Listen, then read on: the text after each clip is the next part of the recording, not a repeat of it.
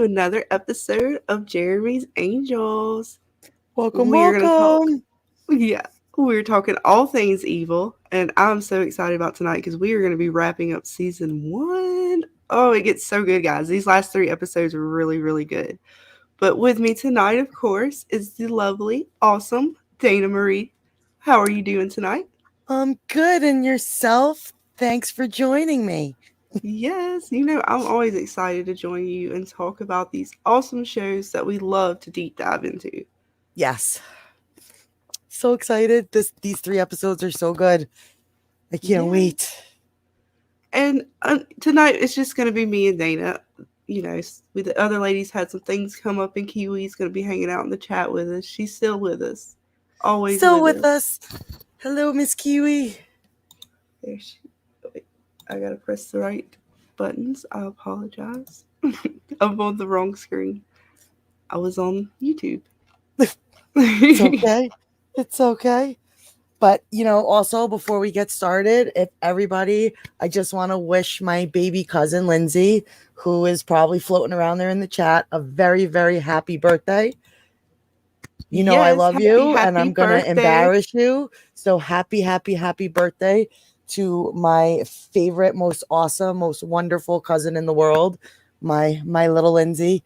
I shouldn't say little. She's a mom of three, but Yeah, no. she'll always be my baby cousin. So Yeah. kisses, love you. Thank you Happy for always supporting me birthday. and just being awesome. Yes, happy birthday. She is Yes. awesome lady, guys. I have spoken to her and we have hung out a few times and she is wonderful. I mean, she takes care of three babies, so and she does it so calm and like collective. She makes So it as look a mom, easy. I respect that. She Yeah, makes it look happy so birthday to a great easy. mom. She Yes. does. Yes. She's just awesome. And I told her I'm going to gush over her for a little while. So I told her she had to stay awake until the show started so she could hear me embarrass her. And I think we So, have done a great job at doing yes. that. Yes. Happy birthday, Lindsay. So there we go. Yes, My let me duty put as a some big birthday cousin is wishes. Oh officially yes, we done. need to do that. It's absolutely, Jeremy. We need to give some Oh, glitter there to the she is. birthday She girl. popped in. I'm gonna give her some glitter, and then I'm gonna Yes, find we her. have to give her some glitter. Apologies. I just have to find it real quick. Lots There of it glitter is. for Lindsay. There it is. There Yay! it is. Yay! Glitter. Okay, I think I've embarrassed her enough before she gets too upset with me. But she knows I love her. Yes.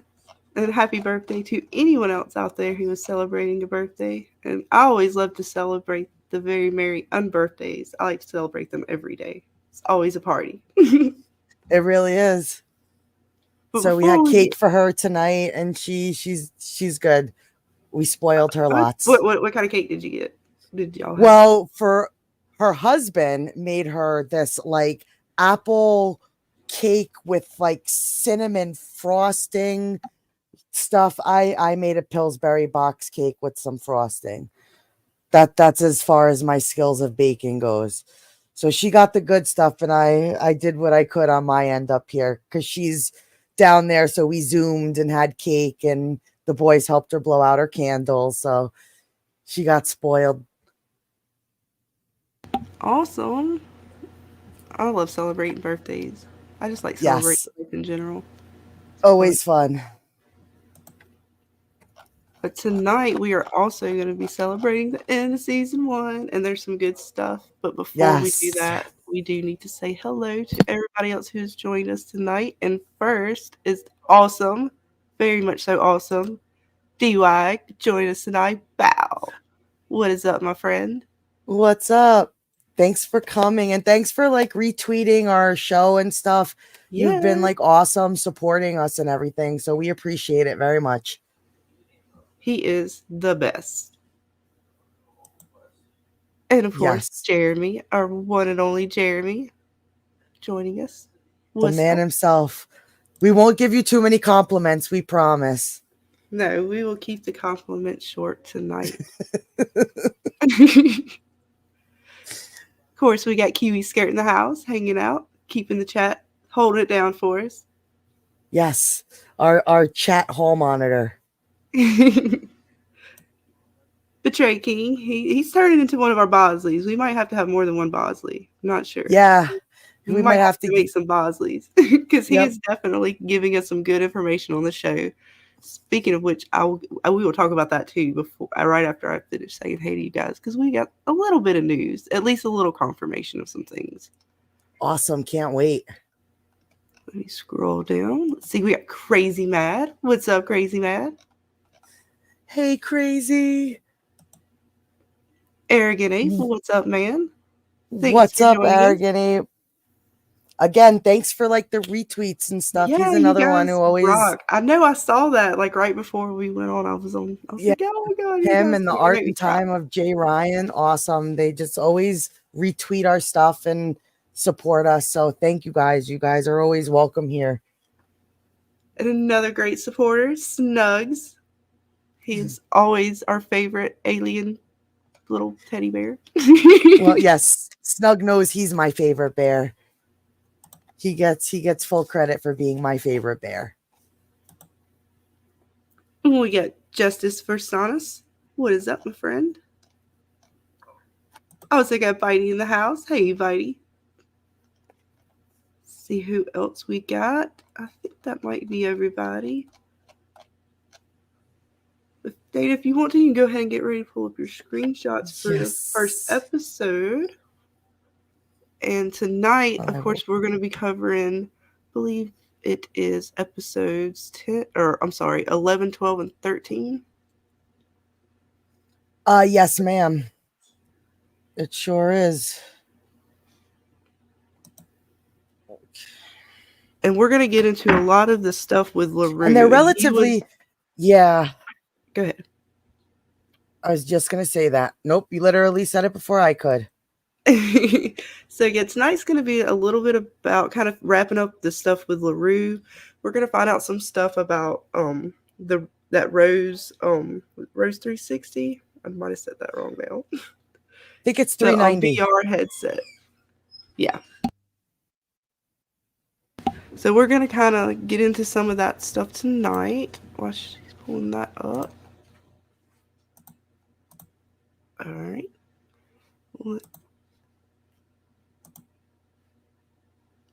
So this is the room 320. And this picks up this is right an interesting episode. This picks up right after, if I'm not mistaken, where he has just gotten stabbed by a mysterious dude at the time. We don't know who he is, but we're going to find out who he is. But first, David's going to get rushed to the hospital. And he's basically, this whole episode is so weird and so creepy. Just because of the trippy stuff that David's going to end up seeing. We don't know throughout this whole episode if any of this is real, completely or not. At least the monsters that we're going to see. But when they're in the hospital, they get to Mira. That was the detective that was Kristen's friend. And she's going to basically kind of take over the case for them because the detective that they do have he's like one of the crappiest detectives, I guess, of the force. He's like sleeping in the chair. Right. Yes, like go up to him and like kick him to kind of like wake him up. Like, are you going to do your job? No worries. I'm going to take over this one. And so that's basically what she does. And they're going over what the report said. And the name that David kind of basically whispers a name. And it's of a guy that they had in a previous case. Mm-hmm. Do you remember what his name was? Ghana, I believe, is the name. Yes. And Ben happens to mention that it was before Kristen. Mm-hmm. In the time before Kristen joined their team. Yeah, so there was someone like Kristen on their team before. And they're going to end up meeting her and kind of getting into who this Gonda guy is.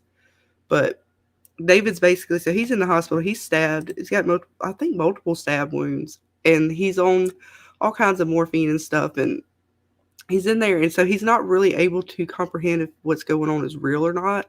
And this kind of like hospital, like pastor comes in, the people who come in and kind of, if you want a prayer said to you or whatever.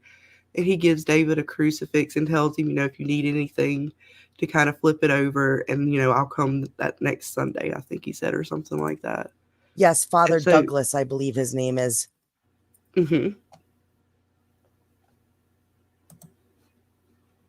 there's crucifix. I mean, his rosary gives him, and so he prays over the guy next to him. And see, this was weird because in this scene, he's talking to the guy, to the father, and he doesn't have legs, and he's making jokes about it. But I believe later he has legs, if I'm not mistaken. So that was that comes really up later. But as of right now, his legs have been amputated, and I believe his name is Harlan. Oh, Dana, look who joined us! Hey, man, what is up, B42 Gaming? What's up? Thank you for coming. You're awesome. I love you. Oh, we got Spectre too. What's up, Spectre? Sorry, guys. All my buddies. Yes, thank you. I have amazing friends. They always rock. They always show up whenever I need them.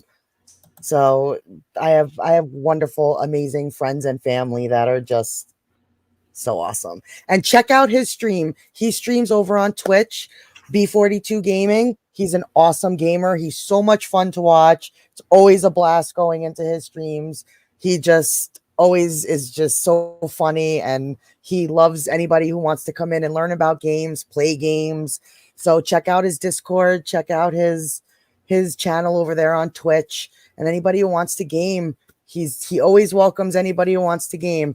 So check out his channel and everything. He's awesome. I'll put your link in the chat if you want to. I will highlight it. Yeah. Go ahead and put in your Discord. Put in everything. What is up? Thank you for joining us. Yes, but hi, Dean. She said yes. This was weird. Totally agree. The legs and the whole thing. It was just effing weird. Yeah, this whole scene. And he's joking about it, and his little legs are like flopping in the bed. I think he says to the priest, like, "I have an itch. Do you mind going and like itching my toe?" And then they like rip off the blanket, and they're both like laughing that he's got no legs. And you don't want to laugh, but you kind of laugh because it is kind of funny. But you're like, oh, but he's got no legs. But he's laughing at it, so we can laugh at it. I know. It was, I don't know, it was a very awkward scene. I felt bad for laughing, but the way his legs are just like flopping in the bed, he's just like laughing.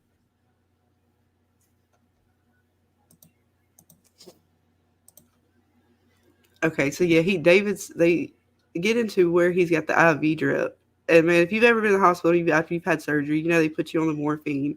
Eventually, though, they take you off of that and give you pills. Well, he's going to find out very soon from a certain nurse that she doesn't want them to have control over their medication. She wants to, I don't know if people know about like the nurses in hospitals who, kind of basically they'll torture and end up killing their patients and stuff. And she's going to be one of these nurses. She's like Nurse Plague, I think they call her, or something like that. Yes, I think that was the nickname they gave her. But they also said the nurse with the squeaky shoes. Because she had these really weird, squeaky, like her shoes squeaked as she walked. So that's how you knew she was coming. And then there are the creepy shoes. The shoes. Yes, they are so creepy. And then there she is, looking all nice. And so creepy though. Like, oh, I don't know why. She was so nice slightly to David at first. Like she came off super nice. But her whole facial expressions was so creepy. Yes, it's the normalcy she brings with her. Like she just looks like your everyday generic she's gonna ER be like nurse. Smiley. Can you look at Smiley? And like, oh, I'm here to help you. Look, I'm going to be here for you. She's gonna do what Smiley's doing. I just feel like she's gonna be the Smiley in the corner up there. Just mouth's gonna rip open and like eat one of the patients. As she like tilts her head, like, oh, yeah. I'm here for you. Yeah. No. Oh yeah. So and she's basically she is no fun. She just her bedside manner could just it could use a little work. So she basically is trying to put David out so he doesn't know what's going on. He can't tell people, what she's doing to him. Oh, and I believe that's an epidural. I've Mm-hmm. never. I did you have an epidural when you had your Mm-hmm. daughter? Because I don't Yeah, know if I'd I'm be trying able to, but to. mine wasn't. If I remember, mine was like the Spinal Tap thing. So you're actually, um, Was it it's that almost like big? an IV, but it's not quite. But they put it in. It's not. It's just. It's not like the one shot. So it's not as big as that gigantic, enormous friggin' needle that she has in No, her hand. no. Because that's scary looking. So you had an epidural? Did you know? Yeah, she is creepy.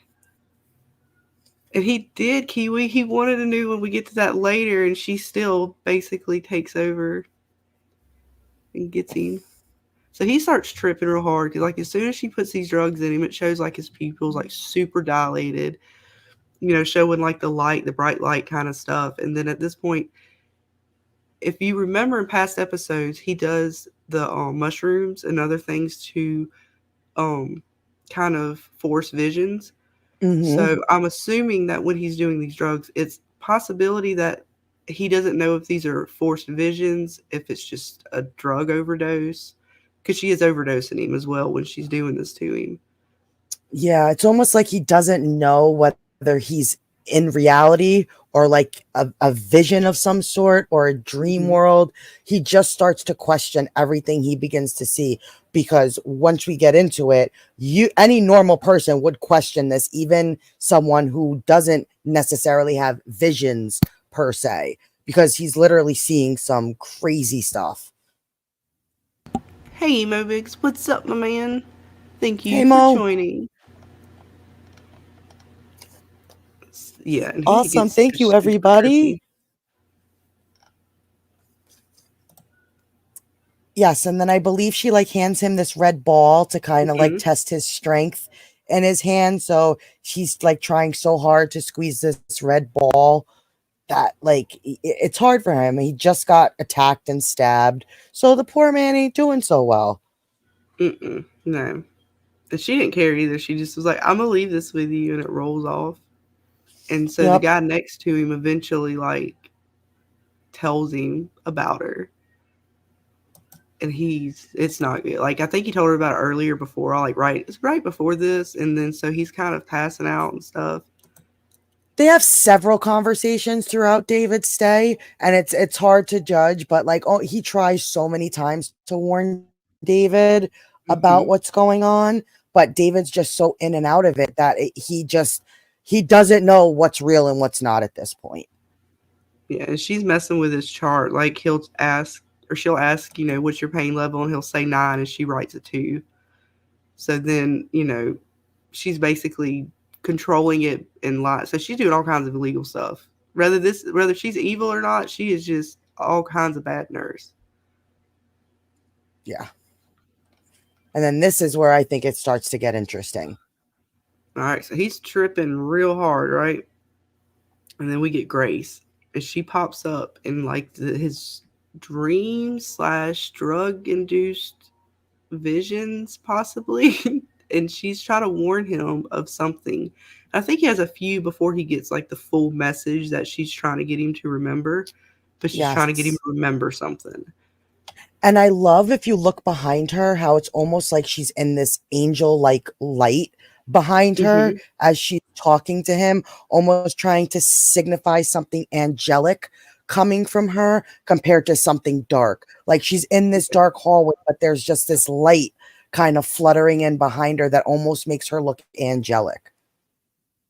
Yes. And then is this where right after this where the monster comes out? Okay, she's reminding him of the Yeah, what is I the can't say triangle it. called? PK knows what it's called. Uh, Euler? Euler Euler? triangle or something. I never can say these Mm, right. It is a I can't geometrical either. triangle, and it does have some. I think we're going when we finish talking about all the episodes. I think there's some more to it with the little puzzles they have going on in each season. Because when we look at it, Yes, and it also pops back up in the finale as well.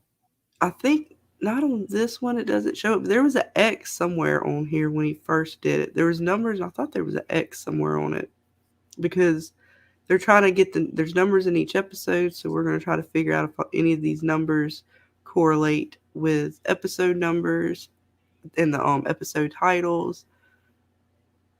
But this right here has to do with something she wants him to remember, and then it's going to also do with a scripture in the Bible. But before she can tell him that, this creepy, I swear it's like a Resident Evil or something, I don't know, or Silent Hill monsters just popping out Yes, all over the place. that's what I thought. That's the Straight first movie that Silent came to Hill. mind when I saw this, was like Resident Evil, like Silent Hill type of just. And she says something's coming for me, or like something's coming. Like she does say something to that extent before this thing pops up behind her. It is so super creepy. And it almost like what, slashes her throat or something? Does it show it, Dana? Like almost stabs her right in the back. Okay, yeah, it was stabbing her in the back. For some reason I was like, it slit her throat. They didn't go that dark. Gory. I thought it got more gory in my mind. Remember, it's still on CBS at this point. I know. So it's still kind of, I guess, normal channel friendly. Doesn't get a little darker until it goes on to Paramount Plus. So he kind of comes to with the nurse seemingly suffocating his friend next to him in the other bed. And he's already warned that she likes to, basically kill particular patients and take their wristbands as trophies. And so right now, I thought she actually killed him. I think at this point, she doesn't kill him, but it is very much so implied that she is going to kill him. So is this all just a vision, or was this really happening?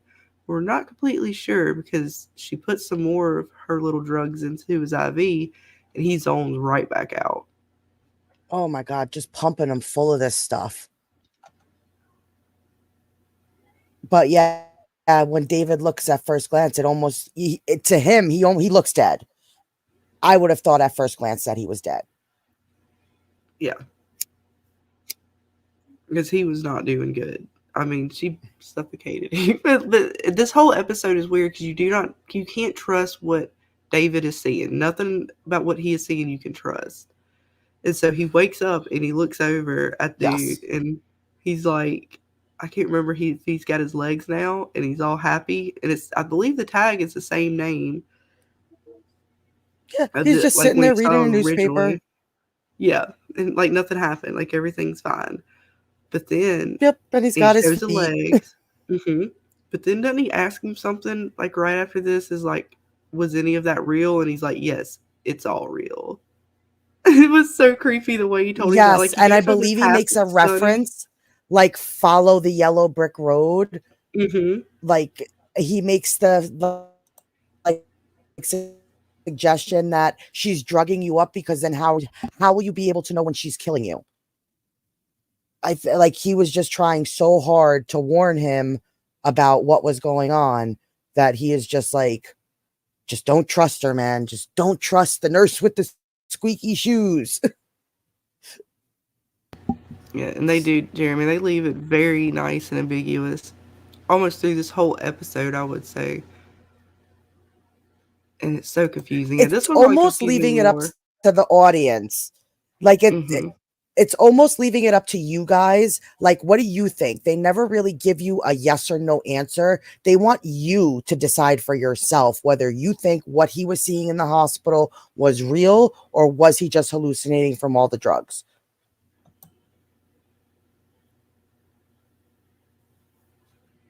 He goes back to, he tells him to rip out the IV. So the nurse will come back in there because he's trying to get the drugs. He wants to get to the pills so he can control that medication. And he's like, don't tell the nurse I said anything. She like folds up the newspaper, like, real quick, like, I'm pretending to sleep here. I'm not doing anything. And she comes in there. It's and like, then she's back. What did you do? She's so creepy. Oh, poor, what do you oh, that must have hurt. As she's like wrapping the tape around his wrist, saying, Mhm. we'll make sure this doesn't happen again. Yeah, 'cause I think he even asked, "Can I get pills or something?" And she's like, no." She just kind of doesn't even acknowledge what he says. Yeah, she brushes Yep, she over it. wraps it back up. Now, here's where it gets really interesting. Okay, so this is the night where we get the I guess the sacrifices, where they go through and take the patients to be sacrificed. Basically, is the way the other guy in the bed. Was his name Harlem? Harlan, Harlan. Harlan, I think Harlan, something like that. Yeah. Harlan. Yep. And you start seeing like multiple nurses and doctors in this creepy Resident Evil or Silent Hill. Just I don't know. I guess more Silent Hill than anything, but they are super creepy. And they're walking down And the they're all halls and they dressed got in patients. doctors and nurses' uniforms. Mm-hmm. And they're just holding Just these look at 'em. patients down the hallway, and you can hear like the patients just like, "No, I don't want to go. I'm sorry. I'll be good. Don't take me." Yep. I mean, that's so creepy. Trying to zoom in. Isn't that? And I still love the practical effect of it. I love that it is just practical because they look so much better knowing that like this is practical. I'm such a fan of practical effects. What about you guys in the chat? Do you guys prefer practical effects over CGI effects? I'm curious to see how people in the chat feel because I'm a guys, how are practical y'all effects thinking gal about all this? the Because way. these are like my favorite parts of the episodes is when we get into seeing some of the monsters that they put on the show. I think they did a phenomenal job on all the monster creations. Yes, I agree. You could clearly see David is just bugging out. Oh, I mean, I would be too. I mean, he is super like tripping balls right now, but I don't know if it's just the drugs or if it's the visions or if he is really seeing this stuff. Because I know for a fact the nurse is evil as far as a bad person, but yeah, was she, demonic? I do not know. Absolutely. And the poor guy just comes screaming, help me, help me. And David's just freaking out like, what do you want me to do, dude? I can't help you. Yeah, agree. B42 practical is so much better. Mm-hmm. And then these get a little dark, so I apologize. The darkness in the episode, and I'm not too familiar yet with how to lighten stuff up and play with stuff yet, but I will get there. But you see the priest now. That same priest that we had that gave David the rosary. He comes in there, and now he's in more of like what I would call like a satanic priest outfit. And yeah, you can't really see it in this screenshot, but if you watch the episode, oh my god, it is so creepy. I'm gonna have to I'll get a better one. We'll put them in the Discord. But they are super creepy, and he's got basically it was just such a dark scene. But what I thought was interesting is the nurses and the doctors are super monstrified, but he's not. He's still sort of human-esque. So that was creepy. And then one of the monsters walks in and uses the Purell to sanitize their hands. Like just like an everyday, I'm going to take some of that. These pesky humans are dirty. I'm going to sanitize my hands. I just thought that was hilarious. But here's a better shot of the monsters.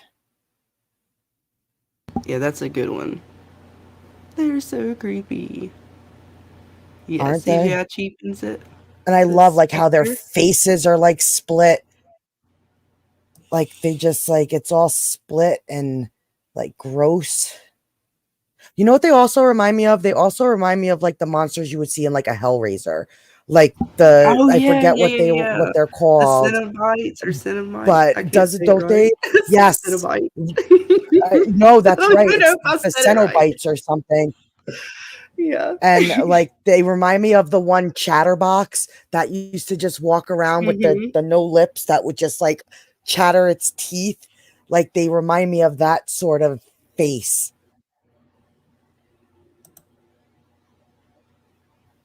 Yes, Poor like in practice. Harlan. Yes, the practical effects. Yeah, the effects in here are really good. Honestly, I like CGI too. It just depends on what it is. They're all like, I just love the monsters, and this dude's totally freaking out at this point because he Yeah, knows that he's it's like, his "Don't turn. take me, don't take me." Yeah, very And Resident poor Evil. David is just like, poor David.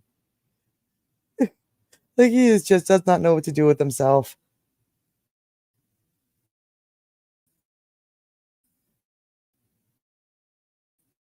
Mm, yeah, that was super creepy.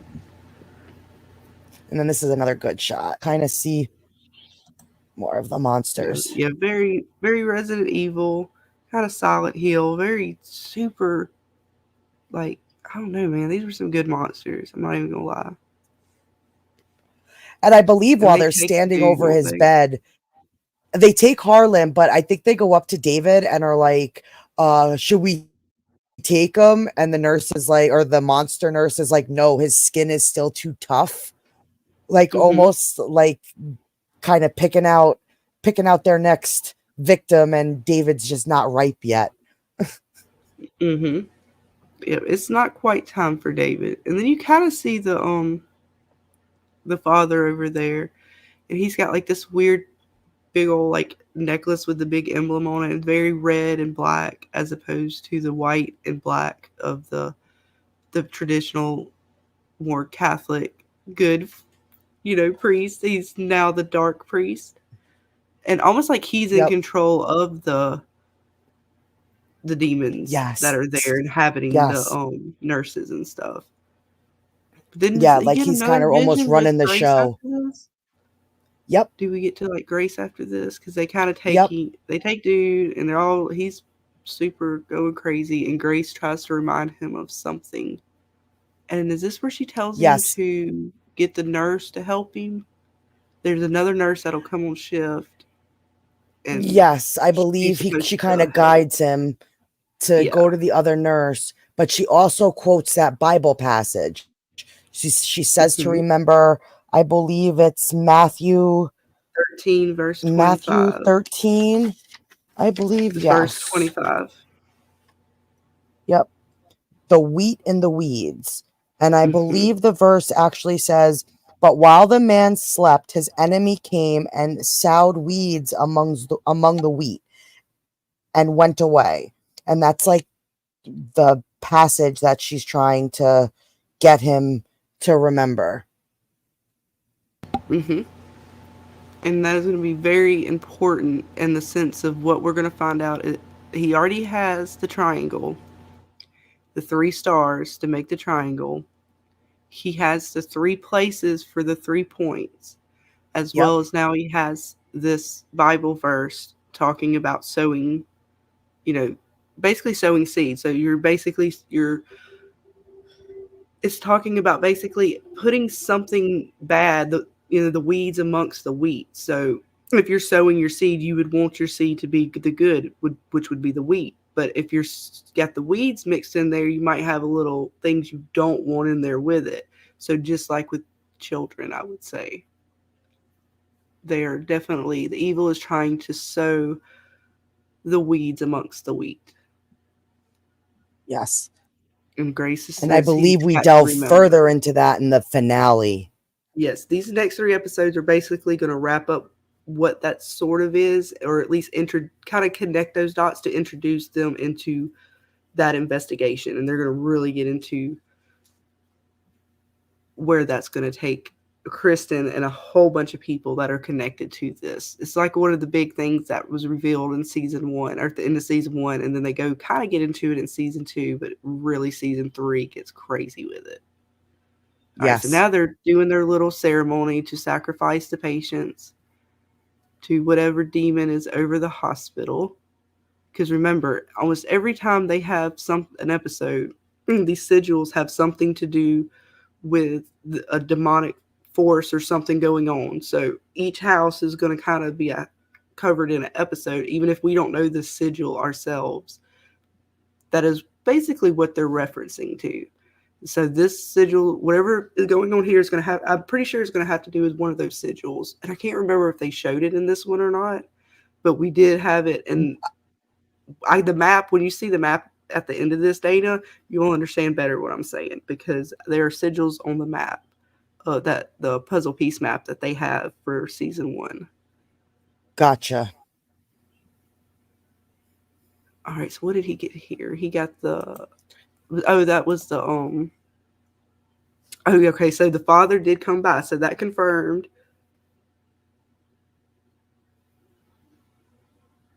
What did it say? Yes, I believe he left David sorry to miss you last night, Father Douglas. So he was there last night. So was the father like demonic? What did David see was real, or was the father, just he's just hallucinating? Yep, and he left it in a Bible. He gave David a Bible. And we get another call back to the Matthew 13. Mm-hmm. He rips that out of the Bible, I believe, and puts it like in the bed with him. So I believe it says the same day went Jesus out of the house and sat by the seaside.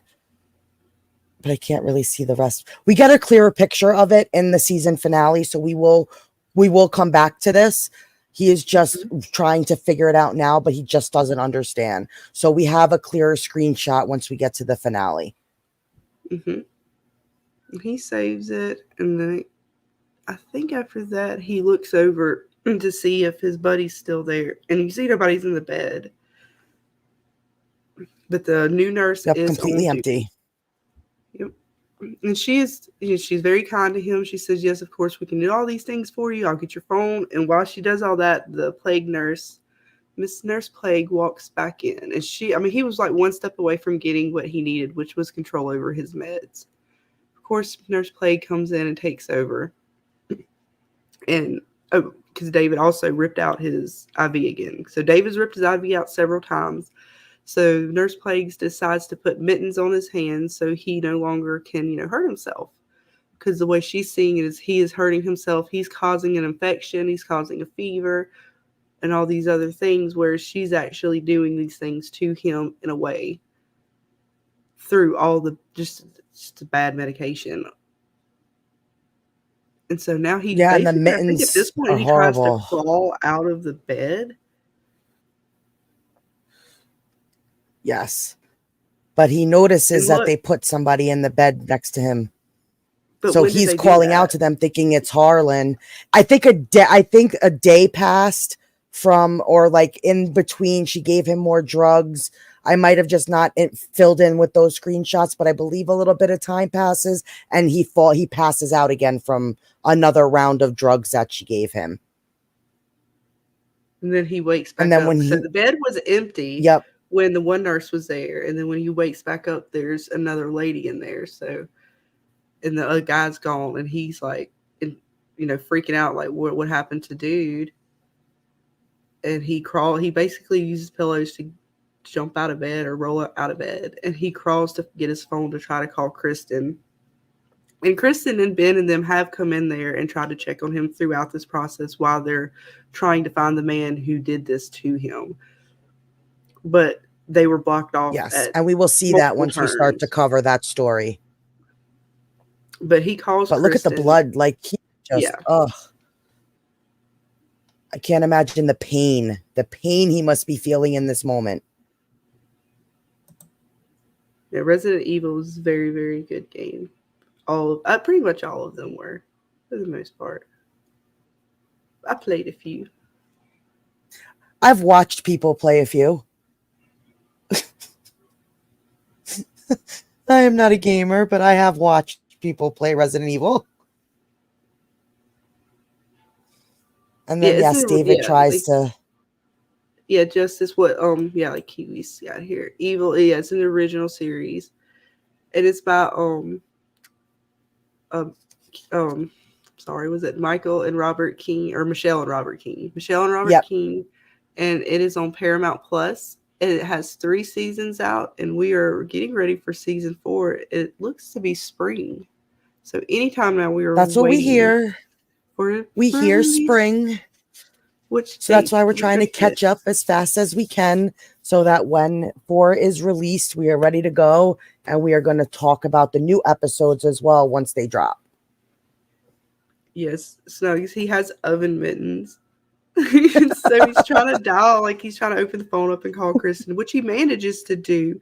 And he gets out like a help me sort of to Kristen before the nurse comes in, Nurse Blake, and tells him basically, ends the call and is like, David, look at all this, look what you've done. You fell on your bed because he's bleeding out from his stitches where he fell out of the bed. And he is not in good shape, to be honest with you, because he does have an infection. And she somehow, I guess they get him back in the bed, but while he's in there, they think does she strap him down yet? I don't think she strapped him down. She doesn't strap him down. She just drugs him up more. Okay, yeah.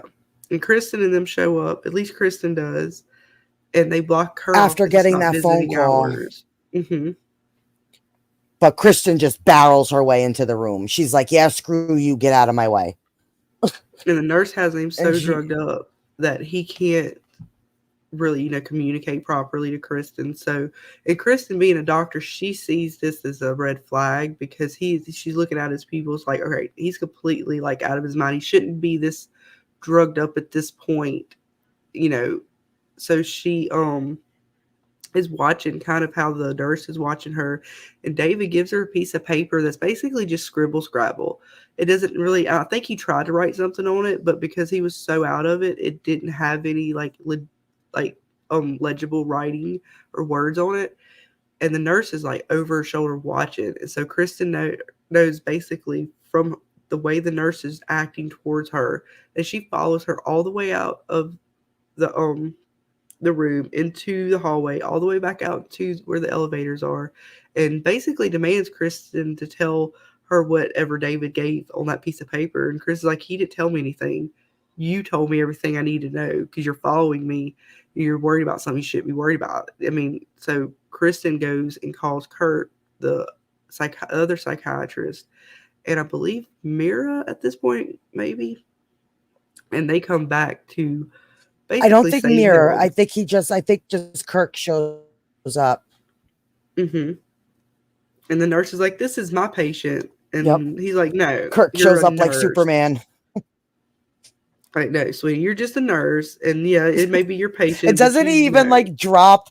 He drops the I play golf with the nurse commissioner high person and I will get you fired. I know, right, Kiwi? Like Kristen did, she played her because Kristen knew right away. She wasn't going to pick Kristen or Kurt because they work in the medical profession. They're aware of how these drugs are supposed to be administered and the levels. And Kurt ends up getting the chart while Kristen's checking on David, and the nurse basically leaves, and the doctor eventually comes in and is like, hey, what are y'all doing to my patient? He's like, can you explain this? And he's looking at the chart and stuff. And they go back and she's like, well, they go look for where's Nurse Plague, or not Nurse Plague. I forgot the actual nurse's name, but I call her Nurse Plague. I think her real name is Laura in the show, Nurse Laura. I believe it's a Laura.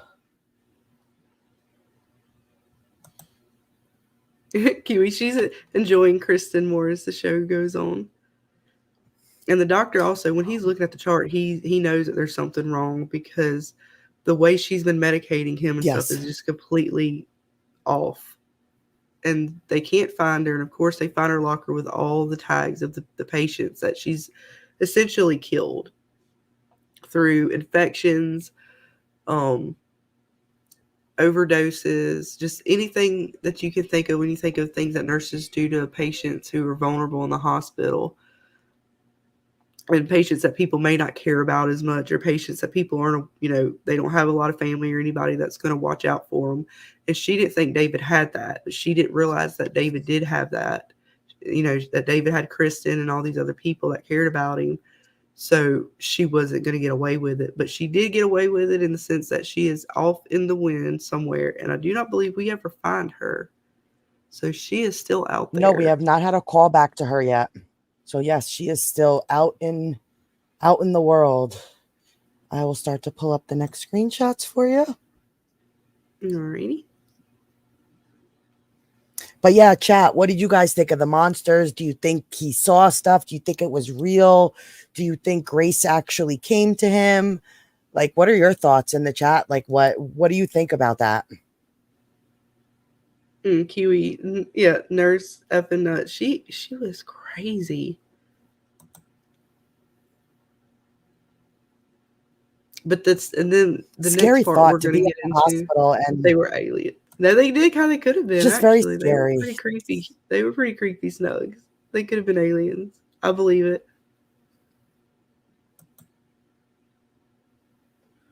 But the next, pretty much the second half of Snugs this found a way to throw episode, in the aliens, huh? yeah. But pretty much the second Are half they of the demon episode is going aliens, to get. Snuggie?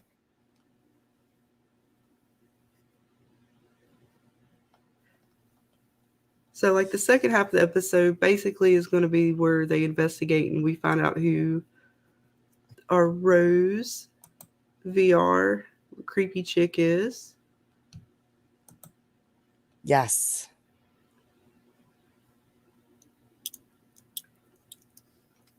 And I believe this is when Ben and Kristen arrive to old Kristen. I believe her name is Judy.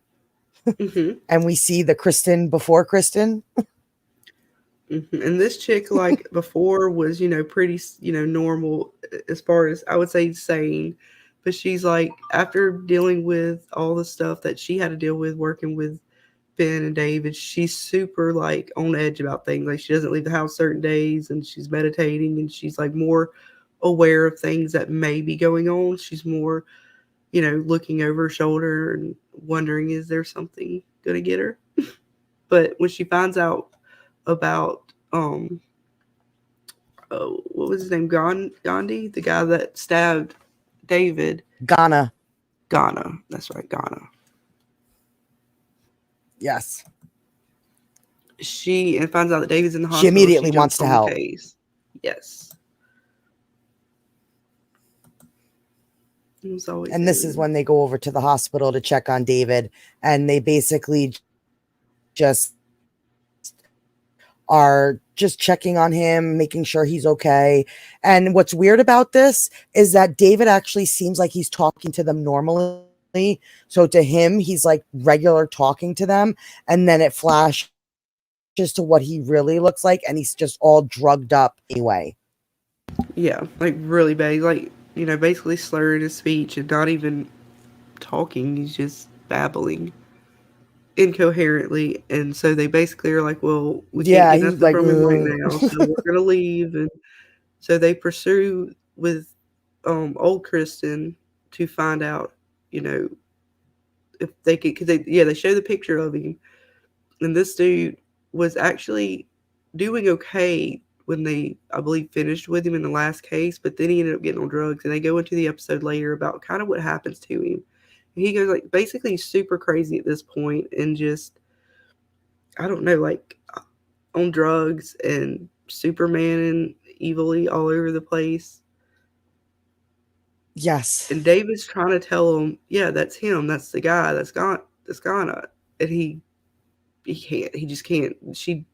The worst part about this is she drugs him up so they can't understand him. And then as soon as they leave, she gives him something that basically takes that away. So then but he's still in like a coma, basically. It's weird. It's like she gives him something to zone him out, but he still has the pain. Like, she's just mean. Yes. So this guy was the roommate? Yes, I believe he was Ghana's old roommate. Mm-hmm. And they go to kind of see if he may know where he is. And did he stab him or something? And then he explains that he doesn't know where he is after Ghana, like, I think bath salts was his exact words. He was on bath salts. And we know what bath salts do to people. They make people eat people's faces. Mm-hmm. That's what bath salts do. So that's a good drug promo. Stay away from bath salts. The more you know, stay away from bath salts. And then in the conversation, I believe the roommate reveals that Ghana thought that one of them thought the other stole their game. and it ended up being Haunted Girl, and then that kind of triggers Ben, and Ben is like, what was his avatar's name? And that's when it's revealed that his avatar was Rose 390. And Yep, and it's boom, super back to the creepy creepy little because girl. so what's super creepy about that is that he is basically part of the game in a sense. Like, yeah, he's to me, he's not just an avatar that comes into the game like a normal player because he's the creator. He's almost like part of the game. It is super creepy. Yes. So creepy girl from Haunted Girl was this crazy dude the entire time. Mm-hmm. And you know, Leland was just, his little dirty hands was probably all over that. Oh, I'm hell sure he yeah. had influence. Leland's I got know his he hands in found him, everything.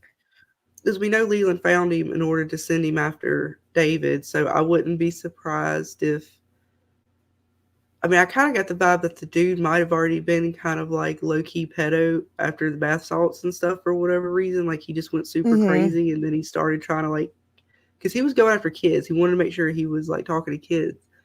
But I don't know if Leland was talking to him before, like when he first made the game, like when he was talking to the girls, or if Leland met him after. Because when he saw him on the computer, like looking up after dude, Sebastian shot himself. His other guy, you know, the other little kid or young dude that he had to go after David, that didn't work out. He decided to use this dude. So I don't know how far Leland's reach was with that, but I'm pretty sure he was doing all kinds of things with it. Yes. So I believe Ben and Judy and Kristen are attempting to go back into the VR, disguise themselves as one of Kristen's daughters to try to lure him out and find out where he is. So Ben tries to make a weird avatar for himself. He just, make a generic avatar, and he goes into the game just to see if they can get Rose to pop in. And they go in, and I think it takes a few minutes because, you know, they're not sure if it's going to work. Yeah, they had to do a little baiting. They had to do a little baiting. He had to place the candy. He had to place, but she eventually does show up. Skeptical too, and even ask questions. She's like, so "Are creepy? You?" This fucking avatar is so fucking. A little like stitching around. Like, is it stitching or is it the glamour coming through? Like, for the real face trying to come through. There's like weird stitching around the face. No, it's almost like it's scarred. Like it's like he made it to where her face is all scarred up. Like, ugh. Creepy kids creep me out. Creepy kids creep me out. I don't like creepy kids. There's just something about creepy kids that just like make that like ick factor that you're just like, ugh, they're just so much creepier when they're creepy kids. So the Rose is being very skeptical, and Ben has to basically like, no, it's me. I forget which girl he says he is, but he's like, remember my mom, you know, wouldn't let us play, and I can't leave here because my mom will find out. And so Rose like, okay, you know, thinking, okay, well, the kids are doing something they're not supposed to be doing, so yeah, that's fine. You can come hang out in my space. So Rose basically opens it up for her for Ben, who he thinks is a girl, to go into and basically see his house and where he is. And so the other chick that was old Kristen is hanging out behind Ben on the computer, trying to take the images that Ben is seeing through the VR set and put them into the computer to locate where this dude is at in New York. And he gets to a point where he's walking around and gets to a window, and that window gives, you know, basically it shows the bridge and some buildings and stuff, so it helps to locate where he's at. And they eventually do get a location. And they end up sending the cops out there to go get him. And I think they bust in on him pretty quickly. She calls Mira and tells her, and they bust in and they find the knife in the garbage can, find him completely out of his mind. Look at him. Like, he's crazy. He's crazy, kids. This is what bath salts do to you. Remember, say no to drugs. Say no to drugs. Absolutely. At least the bath salts kind. Because this is what your brain looks like when you're on bath salts. Right there. Get a good picture of that, kids. That will be you if you take bath salts. That should be like the drug Dare's new logo. Just put his face. This is what happens when your brain is on drugs. Mm-hmm. And I think that I don't remember after Like the that. PSA of like the Lifetime. I can't remember what else she found. She found the knife, and then That was it. I think it was that just was the it. knife, Okay. and they really didn't allude. Yeah, they didn't allude to too much more, and that was the end of this episode. Okay. There you have it. So, what do you think about this episode? Was it one of your favorites, Scarlett? Was it one of like your least favorites? Well, it's one of my favorites. What was your of like? that What was the season. moment that stood out the most to you in this episode? I'd say this was one of my favorite of the season. This one and the next two, but particularly this one because we get the good monsters. We started. I like the fact that we get the scripture verse because if you're following with the show, you always kind of know. You always kind of get the clues of what's going on at this point, and this is where we really start to figure out where the show is going to take us. So yeah, this episode in a way was a little pivotal because you really, like I said, those monsters were creepy. I mean, we get the satanic priest and everything. So yeah, this one's really good. There's things I want to say I like about it, but I can't say why I like it because later they mean more. But yeah, there's a lot of little details in there that Grace was giving him and stuff during those visions that just the whole time in the hospital where he's tripping out was just really cool to watch, and how they did it in the show was really good. But what about you? What was your favorite part? Miss Dana. Yeah, it was good. I pick up again.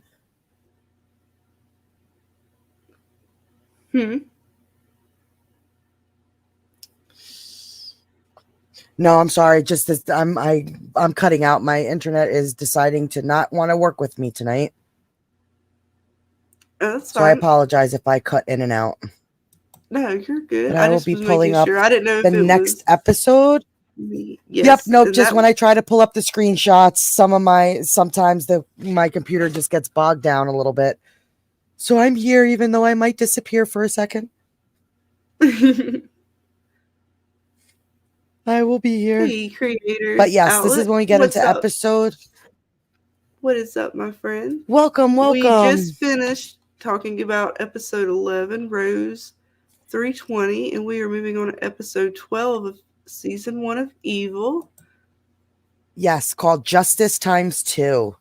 And this is where we finally get some more LaRoe and how we get some more connections to prior episodes. And so this is where we really get some juicy little tidbits. So basically the episode starts with Kristen getting a phone call from her old DA boss explaining to her that new evidence has been found in regards to the LaRoe case and that he is up for appeal and could possibly be set free. So hearing that, she just absolutely kind of starts, because this is the guy, if you guys remember in episode 1, attacked her and what kind of brought her on the path of going on investigations with David. And like, this is really like the start of Kristen's journey on with the church and these cases. So she really has a lot of skin in this game with not wanting LaRoe to be released. So this is where it gets interesting. I don't know if you remember the husband to Bridget from the episode where his name is Dwight, and it was I forget what episode it is, but he was the one who killed the little boys, and it was episode 6, let X equal 9.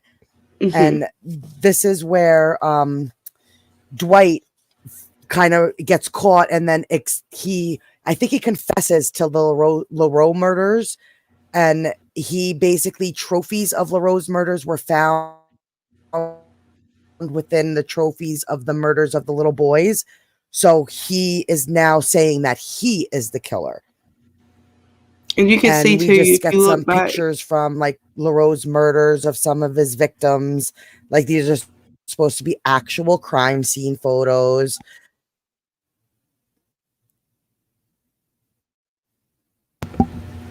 And like when you go back to, there was like LaRue's holding the crucifix. I mean the rosary around his hand. He's trying to really play up right now that he's found God and all that kind of stuff.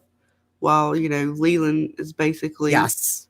he's behind the scenes with this because he is talking. We already know that he fed LaRue the images and stuff like that. So, to be honest with you, I don't know who Yes. completely did these murders because Leland's got his hands all in it. And the guy that is on the stand saying he committed LaRue's murders instead of LaRue, he said a line that LaRue said, I believe, in the beginning. Oh, what was it? I just had it now. I totally forgot I'm what it not too was. But it sure. was something like, oh man, I'm But so there he sorry. is. Yeah, Leland's he's basically feeding both these guys information. But yeah, It's he says a okay. The line that's snake like the himself exact sitting right in the same. back row, just glaring at Kristen. Because he's the one that said Leland's the one that Yes, and then told LaRoe is him just that there he's were um patterns, that he saw a pattern in that the pattern that LaRue had was the same pattern as the other killer. So he was trying to connect and get LaRue out and let the other guy take the fall. And the other guy was, we already know he had the demonic seal, so he's already kind of, some of these people kind of give themselves to this greater power, which is going to be all these different demonic houses. But each individual person is basically being orchestrated through like Leland's kind of behind the scenes, the wizard behind the yes, curtain like with little all these puppets. individuals. Like Yeah. little puppets. Dance, puppets, dance. And Kristen's mad And because her then friend's Kristen trying to. actually confronts Mira. And this Mhm. is where you almost start to see a little rift between them because how Mira could sit there and go on the stand and possibly give them the proof that the court is going to accept to free LaRoe. Like, she is just mad. She is like, how could you do? And she's like, listen, the trophies were found on Dwight's persons with all his other trophies. And on one of the murder weapons, we found Dwight's blood, not LaRoe. And it was blood mixed in with the murder victim's blood. So there's evidence that he might not have, almost as if Mira's starting to think he's actually innocent herself. Like, she's even almost convinced that maybe they got the wrong person to begin with. And that really kind of sets Kristen on this like spiral of, she's angry. She's completely angry at the court, at Mira, at everything that has to do with this case. And Yeah, she gives the DA some she's information. just sitting there and upset, like, how could then? And Mira basically takes the stand and she confirms that all these, yep, here are the trophies. I think it was fingers from one of LaRoe's victims. Mhm. Then we had another victim's pacemaker that was found. Mhm. I They had the knife. It had several different images of different trophies another one that and evidence that they had found yep, in the other killer's yep. possession. So because, if you did one, you did them all. So, and he's got all the trophies. So that's basically Kristen's like, no, I know something on Mira, and gets the DA to kind of like have a little side chat with her. And that's when we find out that Mira's writing a book on all this, on the murders of Bridget's husband. What was his name? Dwight. His full name, I believe it was Dwight. I'm not too sure of his last name, but it was Bridget and Dwight. I just don't know their last name. Mm-hmm. Yeah, it was, yeah. But that was the couple that she was possessed, and we come to find out that it wasn't her. And then that's where we saw the first sigil that was etched into the wood of his house in the baby's room. So it all seems to come back to Leland and this, demonic map sigil Mm-hmm. thing to see a divide between these two. I mean, she's now pissed. So it's like Leland is She, basically trying to just bring everything down around Kristen. mm-hmm. Because Kristen basically made her call her friend's, character into question as to why, whether she has good intentions on why she wants these murders to be connected or not. Is it to sell her book that she's writing on the murders, or is it to find the truth? And then I think they get Kristen on the stand, and they use what Kristen Yep. tells LaRue after he's done him, like they've done found him guilty basically, or they got all the evidence of him and Leland working together, and she has that whole conversation about you're going to be in jail, or you're never going to see like the light of day again. You could like rot in jail, and they use that Yep. And they conversation as kind if of use it she against provoked her. him. Yep, as Yeah. if she provoked him. And But then of course, out of context, and the and he DA, kind of he mutters to should have her while she's on the objected. stand, like, I'm sorry. Hmm. And I don't understand why the DA wouldn't have stepped in, because he should have known that that conversation was the way that she Yep. was phrasing it. And I would have objected all day long. And there he Leland's loving it. is, smirking in the background. Just smirking. He's loving it. He's thinking his plan is just coming to fruition and everything's just coming up Leland. So he is happy.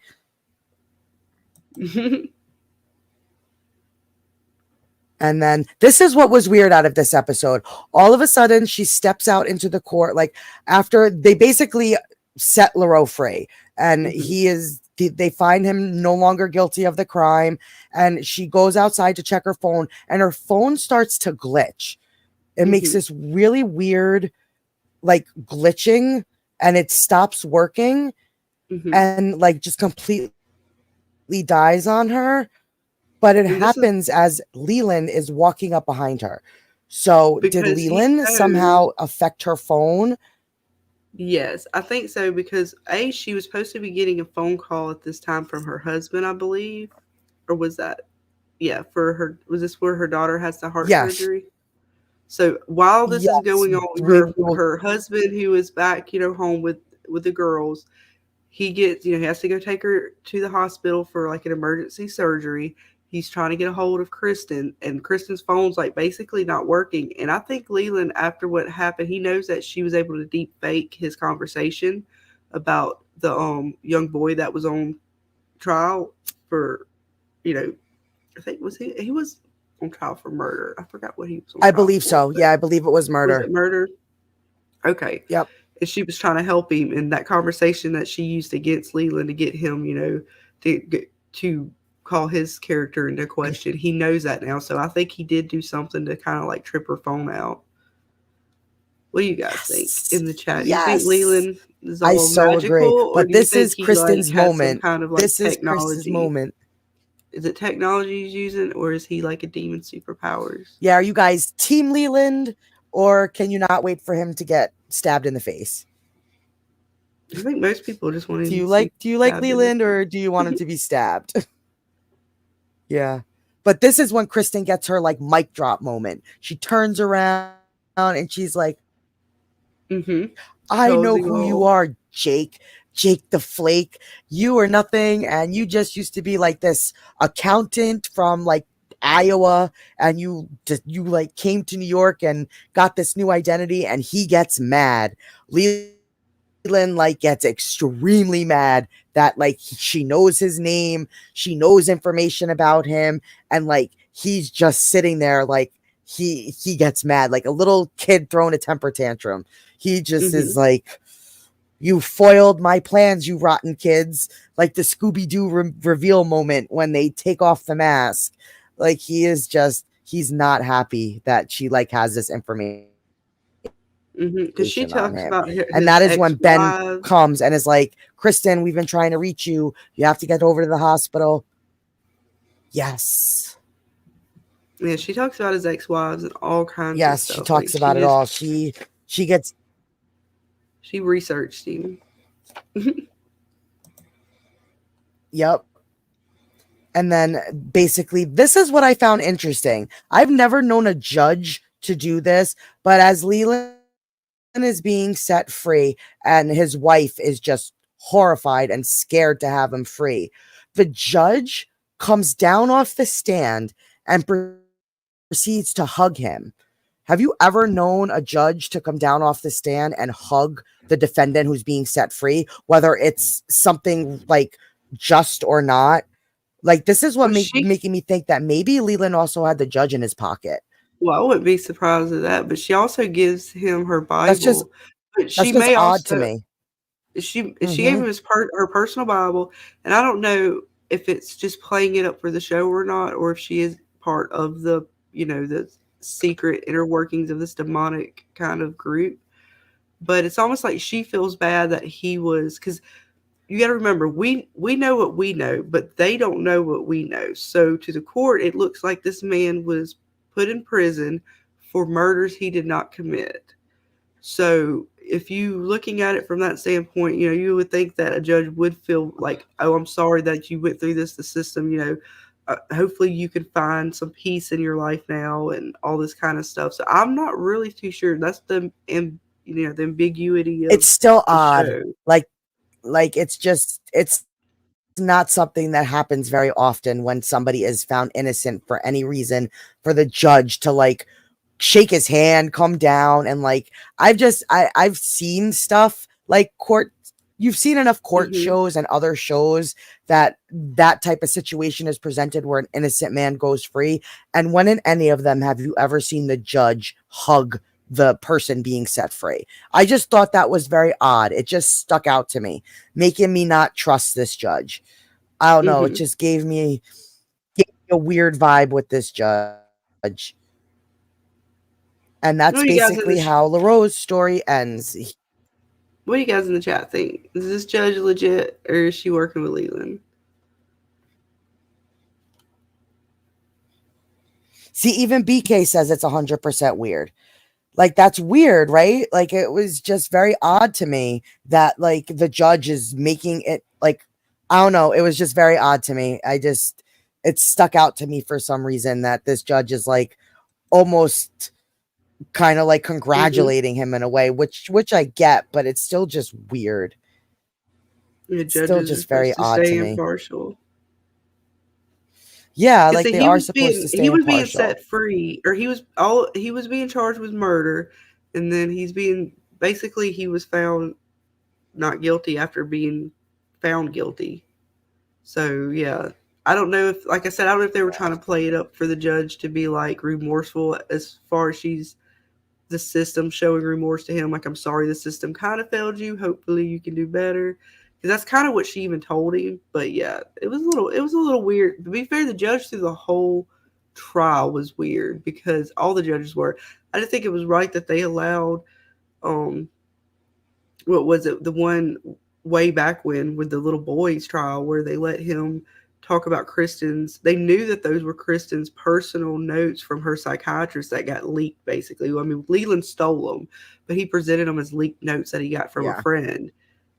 I wouldn't be shocked. That wouldn't be allowed in court. I wouldn't be shocked if Leland's got his grubby, grimy little hands in judges' pockets and the court system's pockets. But since you quickly dabbled on Andy's story, another like story within this episode is the fact that for the first time, Andy's home and he is taking care of his kids, and he gets Kristen finds him praying, which is very odd to her because he's never been religious. And you find out that he's saying a Buddhist prayer, I believe. And he's like, it's not praying. I forget how he worded it, but he's like, it's not, I don't know. It's just very odd. And Kristen even finds it odd that he's praying, but she makes especially a little dig, like, don't leave the rice out because the birds will eat and their stomachs will explode. Well, especially after, I don't remember what episode, but he got on to her about kind of being religious or whatever, a little religious when she getting into the work and stuff. Yes. And then he does this. He's like, well, this is not religion. This is different. Because to him, this is not like organized religion. This is just prayer and meditation. But as we move along, spiritual as opposed to being, like I said, organized religion. But yeah, it's very weird how like because he's learning Tibetan kind of things up there in the mountains, and she's kind of learning Yes. Catholicism or relearning Catholicism through her work. And he gets the doctor's notice, and Yes. Laura, and this is really cool because That we though, found out that if you remember, because we get Grace, yeah, we get another his own callback to prophecy Grace. for Laura's heart to be healed. And when they take her in, the doctor is like, we have to have emergency surgery because everything in the EKGs and all this stuff are saying that her heart valve is failing. And so she's basically like, they're thinking that she could possibly die without the surgery. So Dad basically gets them. He freaks out too. So he does the meditation when he gets the call from the doctor. And the oldest sees him doing this. I don't remember if he Yep. explains And it this whole to her. time he cannot reach Kristen. Mm-hmm. Not in this moment. I think she just kind of overhears him praying and is a little trying to figure it out. But this whole time they're trying to get in touch with Kristen and they can't because she's in court. Like this is parallel to while she's in court dealing with LaRoe possibly being set free. So she's not by her phone in any way. And Andy takes the daughter to the hospital and they get ready to do surgery on the little girl because he's like, remember that moment we were telling you might happen? It's that Mm-hmm. moment. So like he's like he has to make the decision and he tells the doctor it's okay, do what you have to do. Her safety and her health comes before me having to find my wife because she would probably be okay with this. So he solely makes the decision for the little girl to get prepped and ready for surgery. And the doctor Mm-hmm. continues to like explain what's going on. And then finally Ben brings Kristen to the hospital and she notices her 3 daughters are now praying like the father. And Mm-hmm. she's so wrapped up in the moment, she can't really focus on it. And it's not really, I don't think we have any callbacks to it per se, but it was just an odd moment that when she walks in, the 3 girls are praying and saying the same words and prayer as Andy was when she found him praying out in the yard. Yeah, she does say something to him. She asks, or she mentions it to him, and he brushes it off as if he didn't introduce them to it, that they picked it up from like just how kids pick up things. And so, but she, like you said, kind of lets it go for the moment or whatever, because they're more worried about Laura, which ends up turning out good because the doctor comes in there, and the girls are looking at their sister and trying to get all how the girls are in the show. They really get into all the questions, like just rambling millions of questions about anything to the doctor, asking their sister all these things about the surgery. Yes. And the doctor eventually gets to telling them that about this miracle. They didn't even have to do anything, I believe. Yep. And then he's basically like, yep. I think the doctor just comes out and is like, we've never seen something like this before, but it could happen. The valve is fully healed. So Grace told her in her prophecy that the little girl was going to be okay. And, Kristen didn't want to believe it. And she kind of like, I don't know if she thinks about it in this moment. I don't remember if she has like an inner call back to Grace, like, and what she said to her, but the doctor explains to them that she's going to be okay. And then we just get a shot at the end of the night with the little girls. Mm-hmm. Because he tells them basically, go ahead. The doctor's like, little girls or young people's bodies heal real quickly. It's still, they're very resilient. And somewhere between the time of him doing those last tests and then prepping her for surgery, it healed. Like it went from it's not healed to like almost a snap of the finger, it was healed. And they were praying. Yeah. And this is where he tells her what he prayed for, I believe, in order for her to heal. And he prayed for, he's like, take my life or something. Yes, he sacrifices his own life, and that bothers Kristen in a way. She's like, why would you do something like that? Because she's like, thinking that that's going to happen. Yep. And that's basically the end of the story with Andy. I don't know what the chat's saying. Will I pull up the next screenshots? Yeah, they were talking about the psych notes and stuff. Yeah, I thought, that whole courtroom is wackadoodle. The kangaroo courts, man. I don't know if they could use the notes, though. That's what I didn't know, because I don't know. I would think it's privileged And the fact that the way it would have, because he would have to just explain how he obtained it, and nobody could just obtain that in legal means. So you would think if it was obtained in illegal means, then you wouldn't be able to use it in court. But there's a lot of stuff that goes on in the show that doesn't make sense. But that's the end Yes. of episode 12, Justice times 2. And times 2 meaning, because basically we got the no, there's still David's story with the. Yep. Mm-hmm. So you ready to move on to the finale? This is the big one, guys. We're going into episode 13, the final episode of season 1. This is a banger. This is by far, I think, my favorite episode out of the 3 episodes. What did you think? Was this your favorite out of the 3? Like I said, really all 3 of these that we're looking into tonight together kind of were really good, because they're wrapping up a lot of the mysteries that when we're watching season 1 that we didn't know for sure what was going to happen or what these things have to do with. They really start to wrap up a lot of that in this kind of final 3 episodes. Give us a little extra mysteries. Yes, I enjoyed the wrap up a few. Yeah. What about you? You said this was your favorite, but what part is your favorite? Is it just the fact that we're going to get to see somebody get justice or of sorts? My favorite part of this episode is definitely how David's visions come to fruition, and he's finally able to piece together all these images and visions that he was seeing, and it just kind of leads you to this one place that all these other stories start coming in to play with, because we bring in RSM fertility, and the pregnant lady story in this is, even my cousin Lindsay, she was like, I couldn't watch that part. Yeah, she was just like, it really bothered me with the pregnant lady.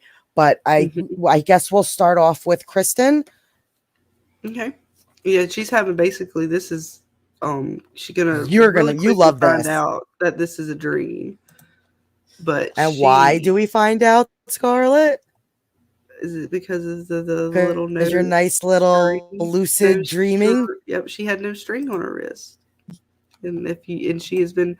Oh no, but then they also show the no writing. The no writing. So the phone's all wompy. The text. So she did. That's basically. And I know you love your lucid dreaming, so. I do, and Kristen does a lot of it. She does it really well in here. She's very versed in her lucid dreaming, which comes into play later in season 2 very heavily. And so she knows she's lucid dreaming. And it's almost like she's walking through her. Mm-hmm. Yep. Hey, go ahead. Food Cafe. Yes, we are on season 1. We are wrapping up. This is the season 1 finale episode. So welcome. Aldous just popped in. Welcome back, Aldous. Hope puppy life is treating you well. I hope the puppy is not destroying anything else. Yes, the sweet little puppies. They're a little rambunctious when they're young. Oh, so fun. Around. I'm so glad mine is out of that stage. I know. I don't have, we had one, and yeah, that they are so full of energy when they are young. I know my cat was like that when we got her as a little one. She's still full of energy though. My Poochie was feisty. She was a feisty puppy. She would talk back to you and everything. She was feisty. But as we get back to the episode, it's almost like this dream is like a callback to her first interview with LaRoe, because she's doing the whole cross thing, and she's remembering what happens when he attacked her in this moment.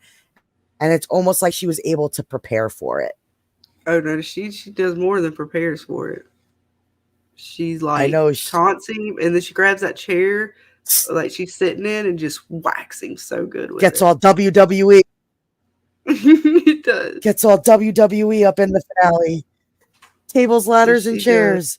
Tables, ladders, and chairs. Crap out of him. she knocks the taste out his mouth. He was just Yeah. like, he was flung over the table. Like, what the fuck? That was great. Like, and that's another thing I love. I love how Kristen's getting these, like, I'm that bitch moment, like with Leland when she kind of puts him on the spot at the courthouse, and how she kind of like stands up to Mira and is like, this is not how it should be. And now she's like getting control of her dreams, and she's like sticking it to LaRoe, and she's just, it's just like, it's Kristen's day. It's like her glory moment almost. And I love that like about just this episode. Like, she really feels sort of empowering. Power. Like, she feels like she's more, she doesn't see it as aggression as much as it is defending herself, but I think as we go, she gets super aggressive to the point where she, in season 2, starts just hitting people with bags of French fries. And this is where it started, though, for Kristen. Like, it was in these moments that Kristen almost was taking her power back in a way. Like, all this supernatural stuff, yeah, I'm going to control it. This is like my dream. And then we get your George. Favorite guy. George is back. Hi, George. Of course. Hi, George. She's stressing. Even though she thought she found empowerment in that moment, she's still stressing over LaRue because she knows he is out there and he is going to come for her and her kids. Because he says it. I mean, he tells her in this episode, I believe he tells her, or if it wasn't this one, it was the last one, that, you know, he's basically going to come kill her and her children. And then we get another moment for Kristen where she's like prepared for these battles within her dreams now, as you see her pulling out the scissors from underneath her pillow. And there's George. I would freak out if I saw that face. Like, imagine you're just laying under your pillows, and it was funny when he's like, hey, remember me, George? He's like, hey, Kristen, remember me, George? Like, he's just so, like, oddly calm that it makes him even more creepy as a monster. Yeah. Like, he just talks like a regular person, and it's like, it's funny how he's just like, my name is George.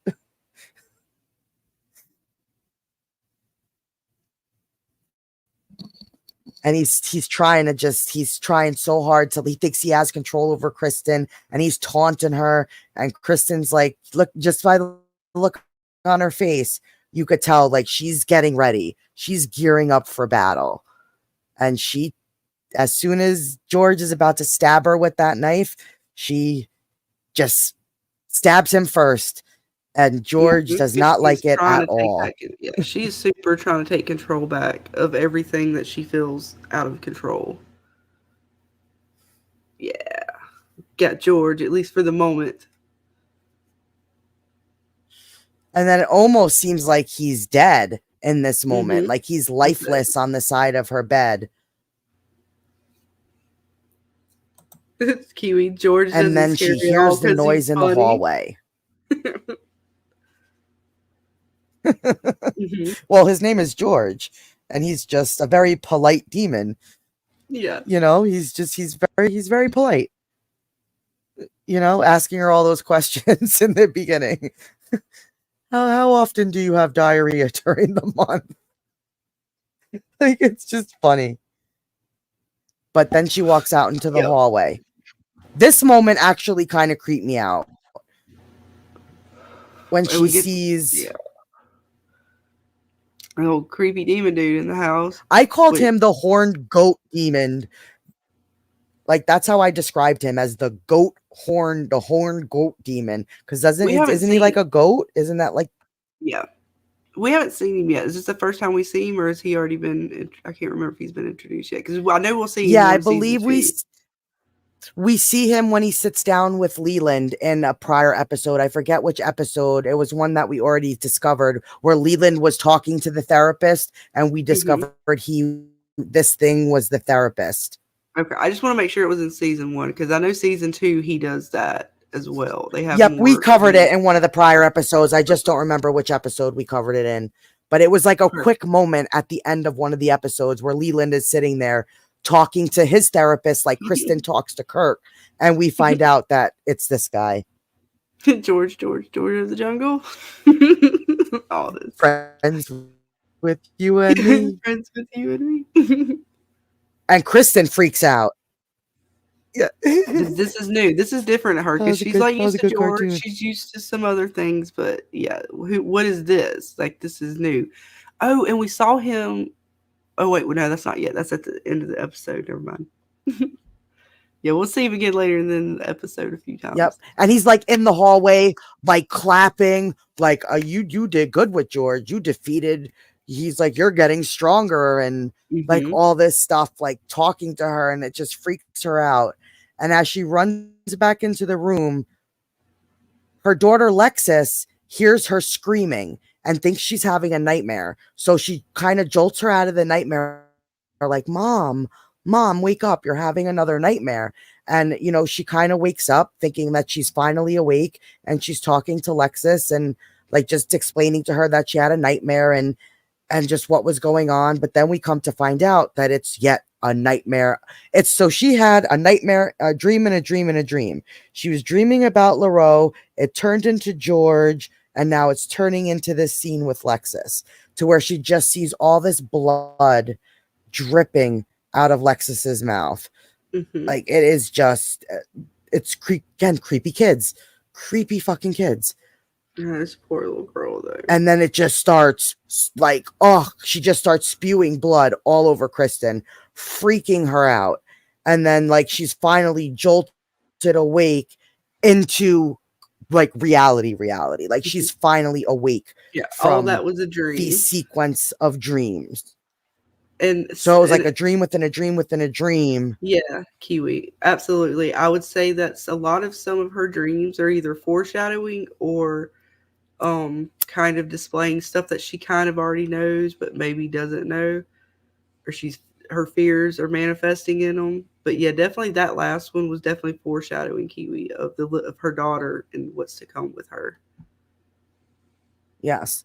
And then in the morning, she's kind of just having breakfast with the girls, explaining to them that, you know, Cheryl, the grandmother's not going to be around much longer, like she's to babysit them, and that Laura was going to be in charge until she hired a full-time babysitter.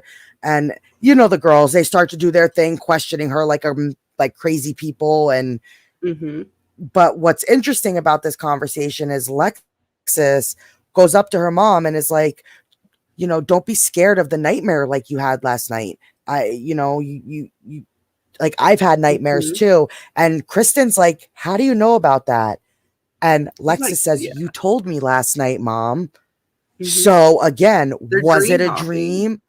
They're dream hopping. Like, I think it's dream hopping.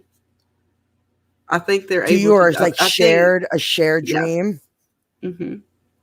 I think, I don't know who hopped into whose, but I don't know if the daughter, I'm assuming the daughter hopped into her dream, but the way she said it made me think that Kristen hopped into the daughter's dream somehow. But with the things that we're going to find out about her daughter and the things, you know, around that, she could possibly be powerful, and or Kristen, either one of them, because Kristen's already doing all this lucid dream stuff. So she's already kind of building up her lucid dream powers. And then, like I said, with the things going on with her daughter, it's very possible that, I think it was dream hopping. What do you guys think in the chat? And then, was she dream hopping? Yeah. Was it just a normal dream? Was it real? Was she, you know, was that I'm curious really to think happening? like what you guys think. What do you guys think any of this is real, from the hospital to this? Like, as a viewer of the show, in your opinion, do you think it is actually stuff going on, or did they really, is it all just some sort of hallucinations, fake, however you want to put it? Dreamhopper, come rescue me, says Aldous. But then she goes outside to just send her girls to school, and LaRoe is out there waiting for her, just kind of waving like, hey, I'm free now. Remember me? And as he tries to like apologize to her, as he's like condescending her in the same way, like, sorry, I tried to kill you. Sorry, I said I was going to murder your daughters, like all this stuff. So she proceeds to call the police to try to get just get him off the property, and it works. And like he finally leaves, but he calls her again later that day, and she tries to record the conversation with Ben, but I guess like the way they were trying to do it, it didn't work. So they weren't able to record what he was saying to her. So he's just been harassing her basically all day.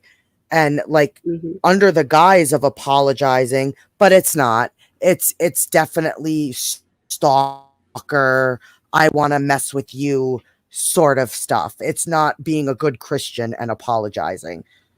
You know, and you could see like they try to record it, but it he said really bad things to her. Awful and Kiwi things. says, yes, about the dream hopping, yes, but she feels like Kristen jumped to her daughter's dreams. Okay.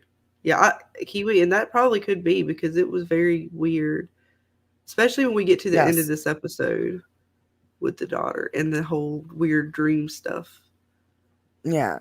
And then Ben helps her out and like installs a new alarm system just to make her feel comfortable. And it's funny, he's like, the code is duck. And she's like, why is it duck? You know, in case you get shot, what do you do? She's like, duck. Yeah, and duck. It's just like this random like this random joke. Like, if you get shot, what are you supposed to do? And she's like, duck. So he's just kind of, and then they're just talking about what's going on. And you know, Ben is really I know she's always made jokes about like tolerating Ben, but I really think that Ben has become a friend of hers, because whenever she needs anything or does anything, she goes to Ben before she goes to David. Like when it comes to like trying to figure these things out and get that other kind of scientific brain that thinks like her, to where they're non-believers in a sense. And it's almost like the two of them mirror each other in a way, like going on these journeys, which we see with Ben in season 2, but it's like it's happening to Kristen now with seeing George and all this stuff. And it's almost like they go on the same journey just for different reasons. Like they both are non-believers for different reasons, but they're both starting to believe for their own reasons. And they both have backgrounds. Like she is a Catholic, and I believe he was Islamic. He's Muslim. So they do have, they have grown up in, I wouldn't say in the church or in religion, but they have grown up with religion. And because of their backgrounds, for whatever reason, they chose to go more into science and away from religion and superstition, more to try to prove,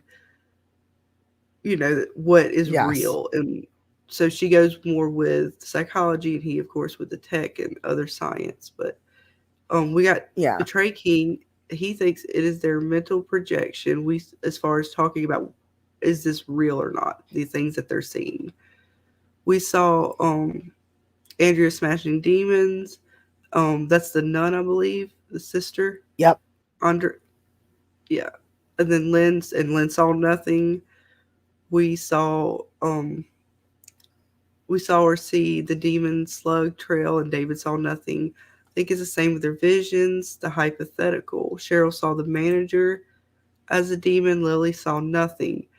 And what's interesting about that, Betray, is if I remember, Leland got Cheryl to do that to a test to see if she could see them, which made me think that Leland and Cheryl can see it, and they're testing the kids to see if they can see the manager as well. So was it real or is it not real? Because why even do the test if it's not real? But that comes in the later seasons. Yeah. Yeah, we dabble with that in season 2, and that's a fun one.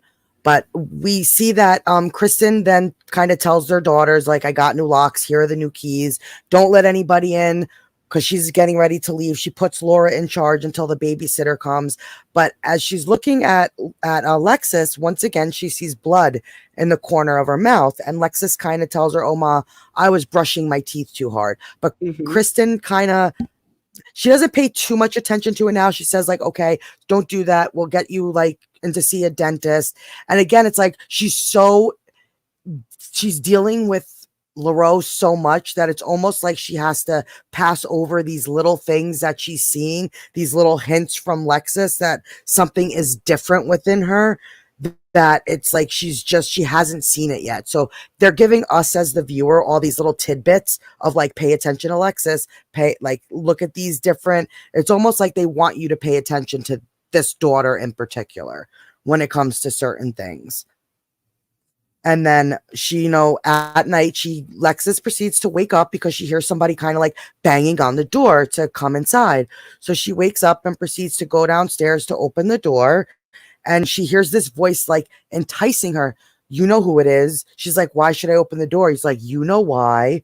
And so it's almost like this trance-like state. And she opens up the alarm system and proceeds to open up the door.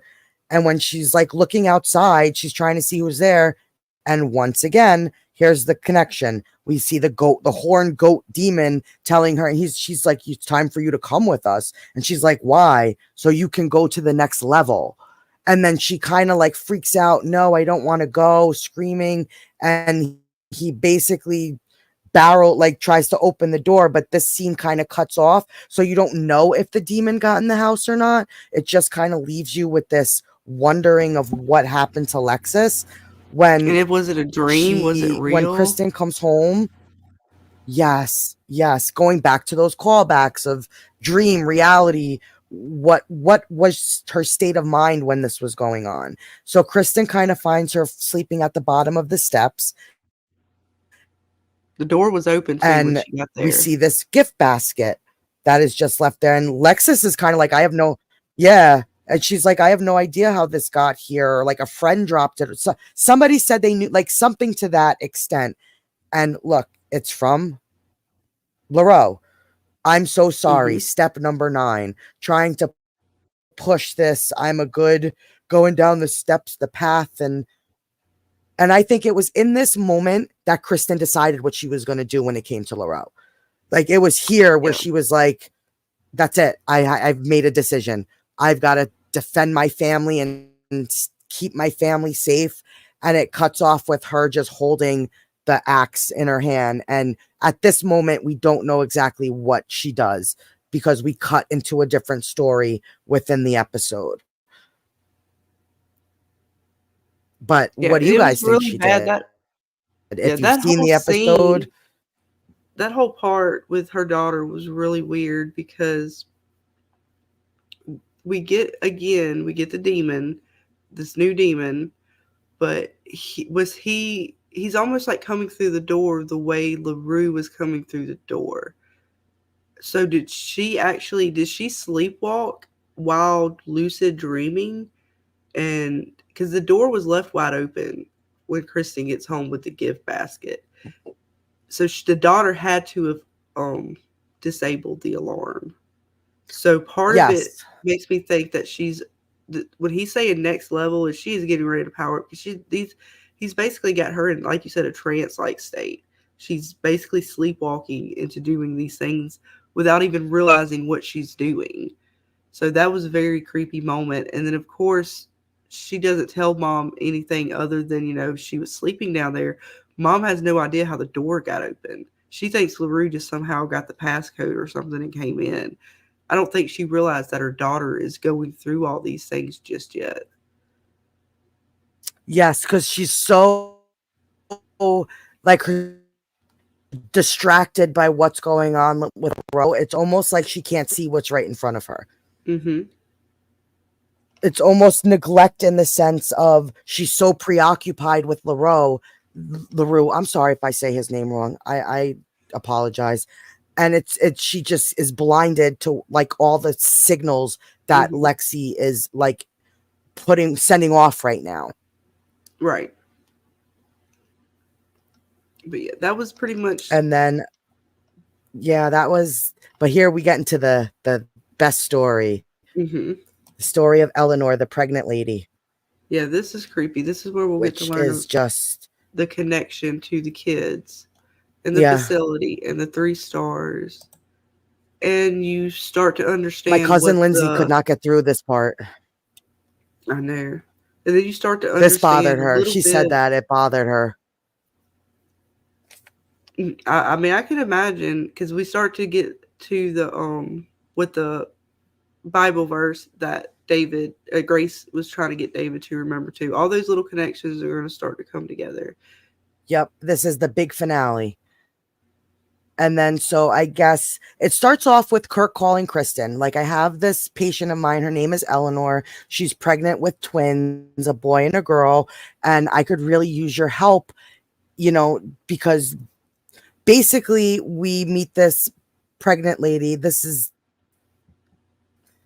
Her name is Eleanor, and she believes that one of her children within her womb, the boy, is evil or possessed or Yeah, demonic she's in having some way. twins. And she is terrified. She is terrified about the baby boy that she is carrying. And as Yeah, they she's just having. kind of assess her, Yeah, they're having. She's go having ahead. twins, and yeah, she. It's so weird the way she talks about this baby, and because Yes, it's just it's so freaky as creepy. fuck. And so they lay her down on the ground because she's like, I can only stay in certain positions. Otherwise, it's just very uncomfortable. So David proceeds to just say a prayer, and like, you actually almost hear something punch. If you listen really like closely, something Hmm. makes like a thud noise in this scene. And Eleanor just like screeches in pain. And she is basically telling David that at night she can hear screams coming from within her womb and the sound of bats. And she Hmm. hears her daughter cry, begging her for help. And Hmm. she's like, this is what I hear all night as I try to sleep. Again, going to is it a dream? I love how they skirt this line between, dream and reality. Because if you see this woman and she tells you this, 9 out of 10 times people are going to think she's crazy. And she's like, I know all of you guys are looking at me like I'm nuts, but you have to believe me.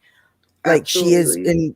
she is in so much fear, and she's just trying to explain to them. She also says the baby feels like it's trying to eat her from the inside out, and that she can feel its teeth. Like, talk about horrifying. Babies don't have teeth. How are you feeling teeth? But Like, Jeremy says she's just nightmare panicking in fuel. so many senses. So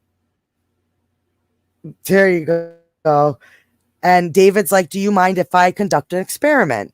So once again, he puts a rosary on the table, and he's like, can you pick it up? Can you hold it for me? And she kind of holds it in her hand, and there's no reaction. And David's kind of like, okay, maybe there's something wrong. She actually says, put it on my stomach.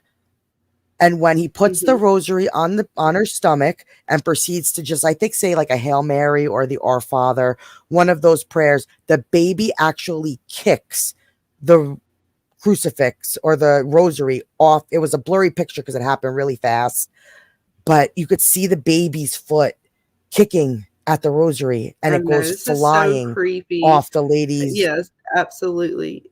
Um, cat's paws. Yes, this is very scary and creepy with the baby, like demon trying to come out of the stomach. And then, like, I like how Kristen tried up Yes. until this point.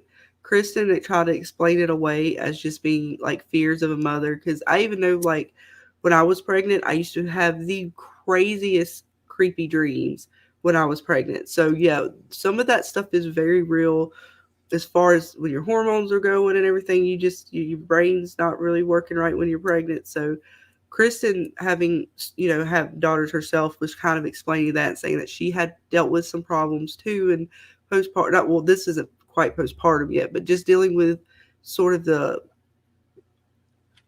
depression and things that go along with Yes. pregnancy. So, but this right here is when I think they started saying, okay, this is not just psychological. There's something extra going on here. Yes. And the mom, Eleanor, she's freaking out. She's like, you got to help me. Like, you got to get this devil baby out from inside me before it kills me. Like, she Hmm. literally thinks this thing's going to kill her at this point. So, and they show the priest who's going to perform the The Exorcist the sonogram of the twins, and you could see two of the babies are actually there, and they're sitting It, down with the priest for this, and I forget what his name is. I think I forget the father's name, but he's basically like, we cannot perform an exorcism because a baby in the womb can't give permission for the demon to entice them and accept what the demon is trying to offer them. So Ben kind of hits him in the head like, okay, if you can't exorcise the baby, what about the womb? Treat it like an infestation. So you're not exercising the baby, you're exercising whatever in the womb that might be trying to get to the baby. And so the priest kind of like, okay, you got me, touche. We might be able to work around that. But he's like, I want to perform one more test before I make this decision. And that is the sacrament of Holy Communion. He wants Eleanor to come to church and take the body of Christ and see if anything happens. And she's kind of panicking as they're sitting in church. And David's like, do you feel anything? And she's like, no, everything kind of seems calm. Everything's good right now. I don't feel anything.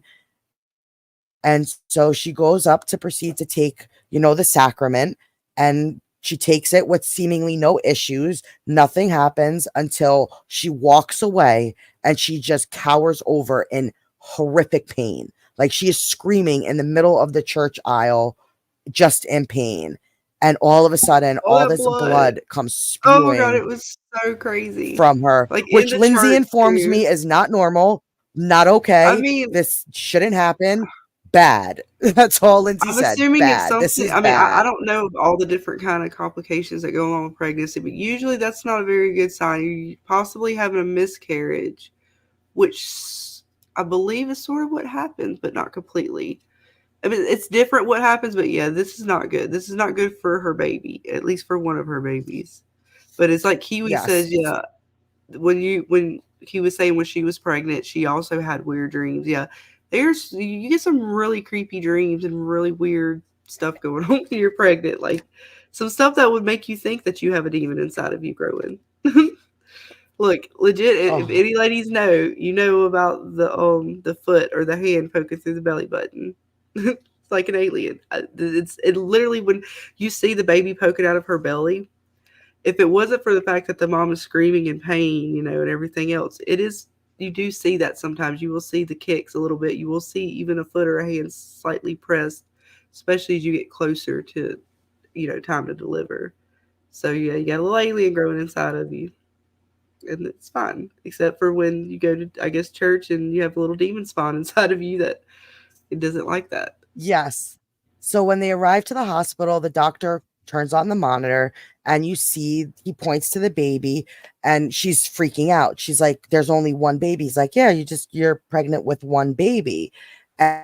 And she is like screaming, where's my daughter?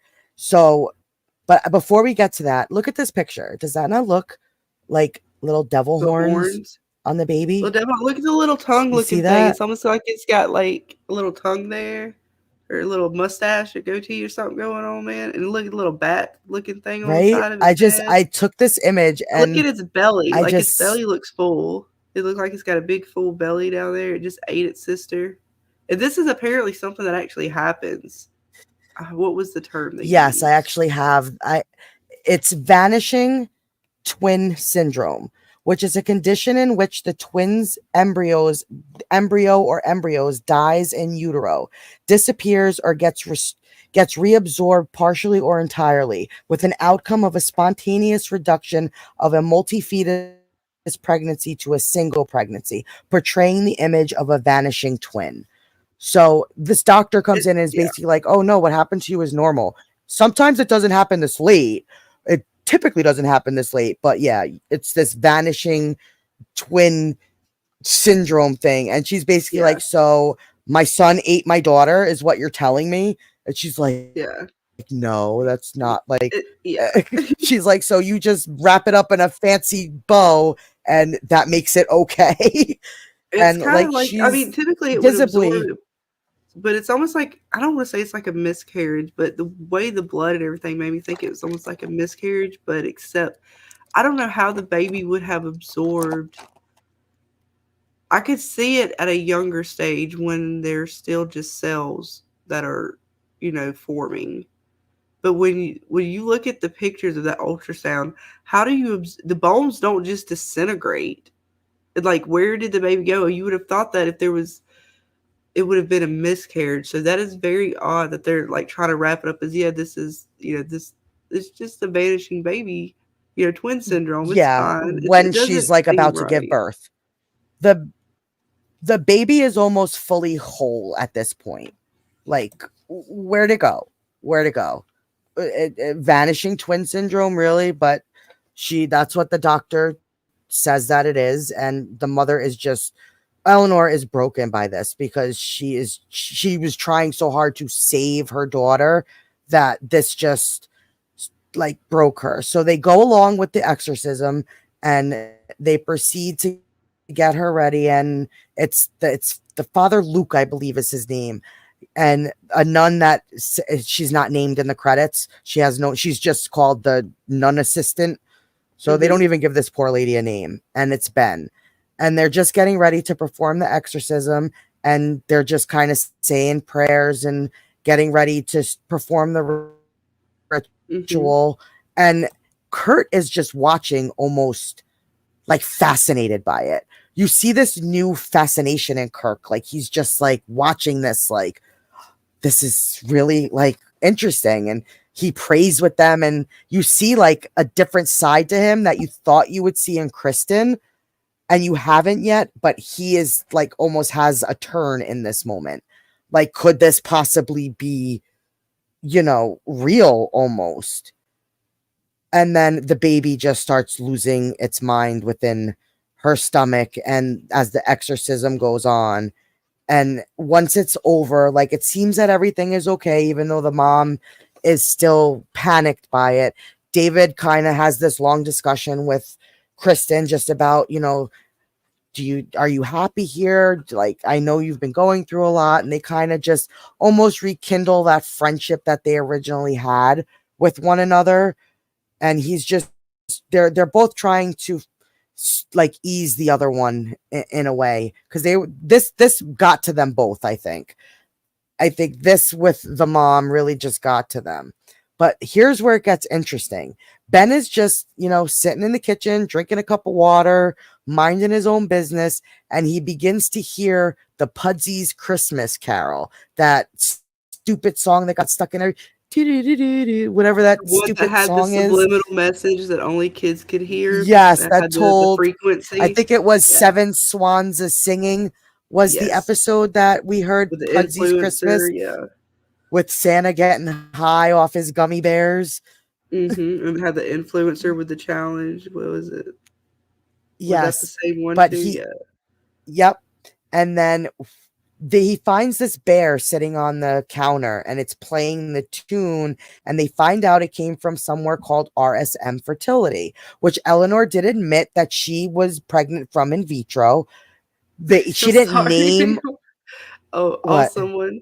all someone says baby had some Mexican and now has gas. Well, that was pretty bad gas because it was like something out of the Alien movie. Trying to, or Yeah, what was it even? yeah, Oh, what was it? yeah. Constantine, when the demon was trying to come out of her belly, be burst into the world. The Antichrist, Something the like son of that. the devil. But yeah, we get the teddy bear with the RMS Yep. fertility and the So Ben and song. David begin to invest. Yep. Yeah, And so we. this is what their logo looks like. So we get a Hmm. call back triangle. The Euler. I can't say it right. I've got to We're never gonna practice get that that. right. But this is the one I think you were talking about with the letters and the numbers. Because it Yes, here it shows is. like this version, and then it shows the version at the hospital. So you have one with numbers, and then you have one with like letters. Hmm. And we already know that he put So giving the that three call back. star. We already know he put the 3 star points on the map in order to find the 3 locations of what is going to be the art on the, yeah, this fertility clinic. So I just don't know if these numbers and letters are going to be like, I don't know if there's going to be some other connection to them. I just don't know yet. I haven't figured it out yet. But see, we got capital letters and lowercase letters too. So is it coordinates? Is it, I don't know. It's weird. Because there's like other little points, right? Or is it just they put the C there and the B there? Or is that B with the dot actually Pamphlet. another point? Go ahead. Yes, I have those screenshots. So the 3 locations were New York, Chicago, and Washington, D.C. And then he flashes to his visions, and we see the 3 stars within, I guess it's like a crystal ball, I would say. And then there they are. Thing, yeah. The 3 stars line up to the locations on the map: New York, Washington, and Chicago. So all his visions are starting to come into play, and it's just everything is he's been led to here, to this point. But David also notices the children that just when you're in places like this, they typically have kids that they maybe gave birth to or helped, conceive, and they start to show images. I'm so sorry if you hear Nico's toy. Yeah. Please, I so apologize. She just got up from like laying down, and now she is squeaking her toy, and I apologize. And so we see the babies on the screen. Yes. And we scroll and look who we see. Does anybody recognize that kid? A little comic book creator. He wanted to pray to God, and he took his action to try to kill his little sister in the swimming pool. And we assume he is dead now, that was the saddest story. It really was. It really, really was. I'm sorry. She's out of reach of me, and I can't stop her. So I apologize if the squeaking of Nico's toys bothers anybody. Let me know. I apologize. And it is the little boy from the episode. Yes. But then what's also, and there he is, little creepy little crapper who tried to drown his baby sister. It was very sad. Yes, Betray King RSM is bad. Okay. It is very bad. Pretty much. The RSM is going to be very, very bad. We're going to find out a lot about that now.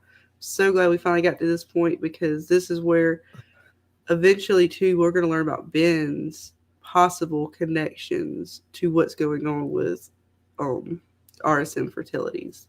In season 2, I believe, we'll start getting into those connections. And then they're trying to figure out what's going on here at this facility. Yep, but they also mention Bridget and Dwight's name, and the lady receptionist kind of also accidentally spills, "Oh yeah, it was very sad to hear about their miscarriage." So Bridget and Dwight, the lady who was possessed, and Dwight who confessed to LaRue's murders, they were trying to get pregnant from here too. So that's another connection to this fertility clinic. So like all the stories start to seem to kind of, all roads lead back to this fertility clinic. And there she is, Crazy Bridget. Yep, she did phenomenal in this episode. She did. She had me believing she was fucking possessed. Like green vomit on her chin, convincing. Yeah, Constantine. Yes, I love Constantine. That was a good movie. Yes. Cat's Paws. And then there's the callback to Dwight. And yes, Jerry, they were like children of the corn, basically. Yes. Oh, those kids are creepy. Those kids are creepy. Children of the corn kids. Yeah, they're basically the RSM kids are going to be something like that, to a degree. Yes. And so David and Ben are outside of the fertility clinic, just kind of trying to piece everything together. When finally he gets his light bulb moment, his aha moment, and he refers back to the Matthew 13, the wheat and the weeds. So another parable put he forth unto them, saying, the kingdom of heaven is likened unto a man, which sowed good seeds in his field. But while the man slept, his enemy came and sowed weeds among the wheat and went away. But when the blade was sprung up. So basically, David has this like, oh my God, they're not waiting for people to get older to corrupt them. They're corrupting them as children. And then Yeah, Ben's like, messing with oh, their this movie DNA. that I've seen. Where Ben's like, yeah, the movie where the people tried to clone and make baby Hitlers so that Hitler could retake over the world. And David's like, okay, yeah, I guess it's kind of like that. But his comparison is like, they tried to make baby Hitlers. And then they get the call that Eleanor went into labor. So they rush over to the hospital and, they just get ready for Eleanor to give birth to the baby. When Ben notices blood on Kristen's leg. Kristen's leg, yeah. And Kristen kind of like, he's like, you got blood on your leg. She's like, no, And what are she you rushes talking over about? to the sink, washes it off, and is like, no, I don't. What blood? What Yeah. are you talking Now, about? I There's want you to nothing see there. that I don't Look, have blood on my leg. shiny and clean. I love how she's like Yeah, look, such there's nothing there. You don't know what you're talking about. like she's so used to being in court and having to answer questions and kind of make people sort of believe what she wants now that she literally manipulated this conversation with Ben and was just like, no, I want you. He's like, do you not want me to see that there was blood on your leg? She's like, no, I want you to see that there's now not blood on my leg. I don't know. It was just so weird Yep. the way she like. But she just literally does it in front of him, like washes it off and everything. You don't know what you're talking about. I didn't wipe. What do you? Me? No. You didn't see that.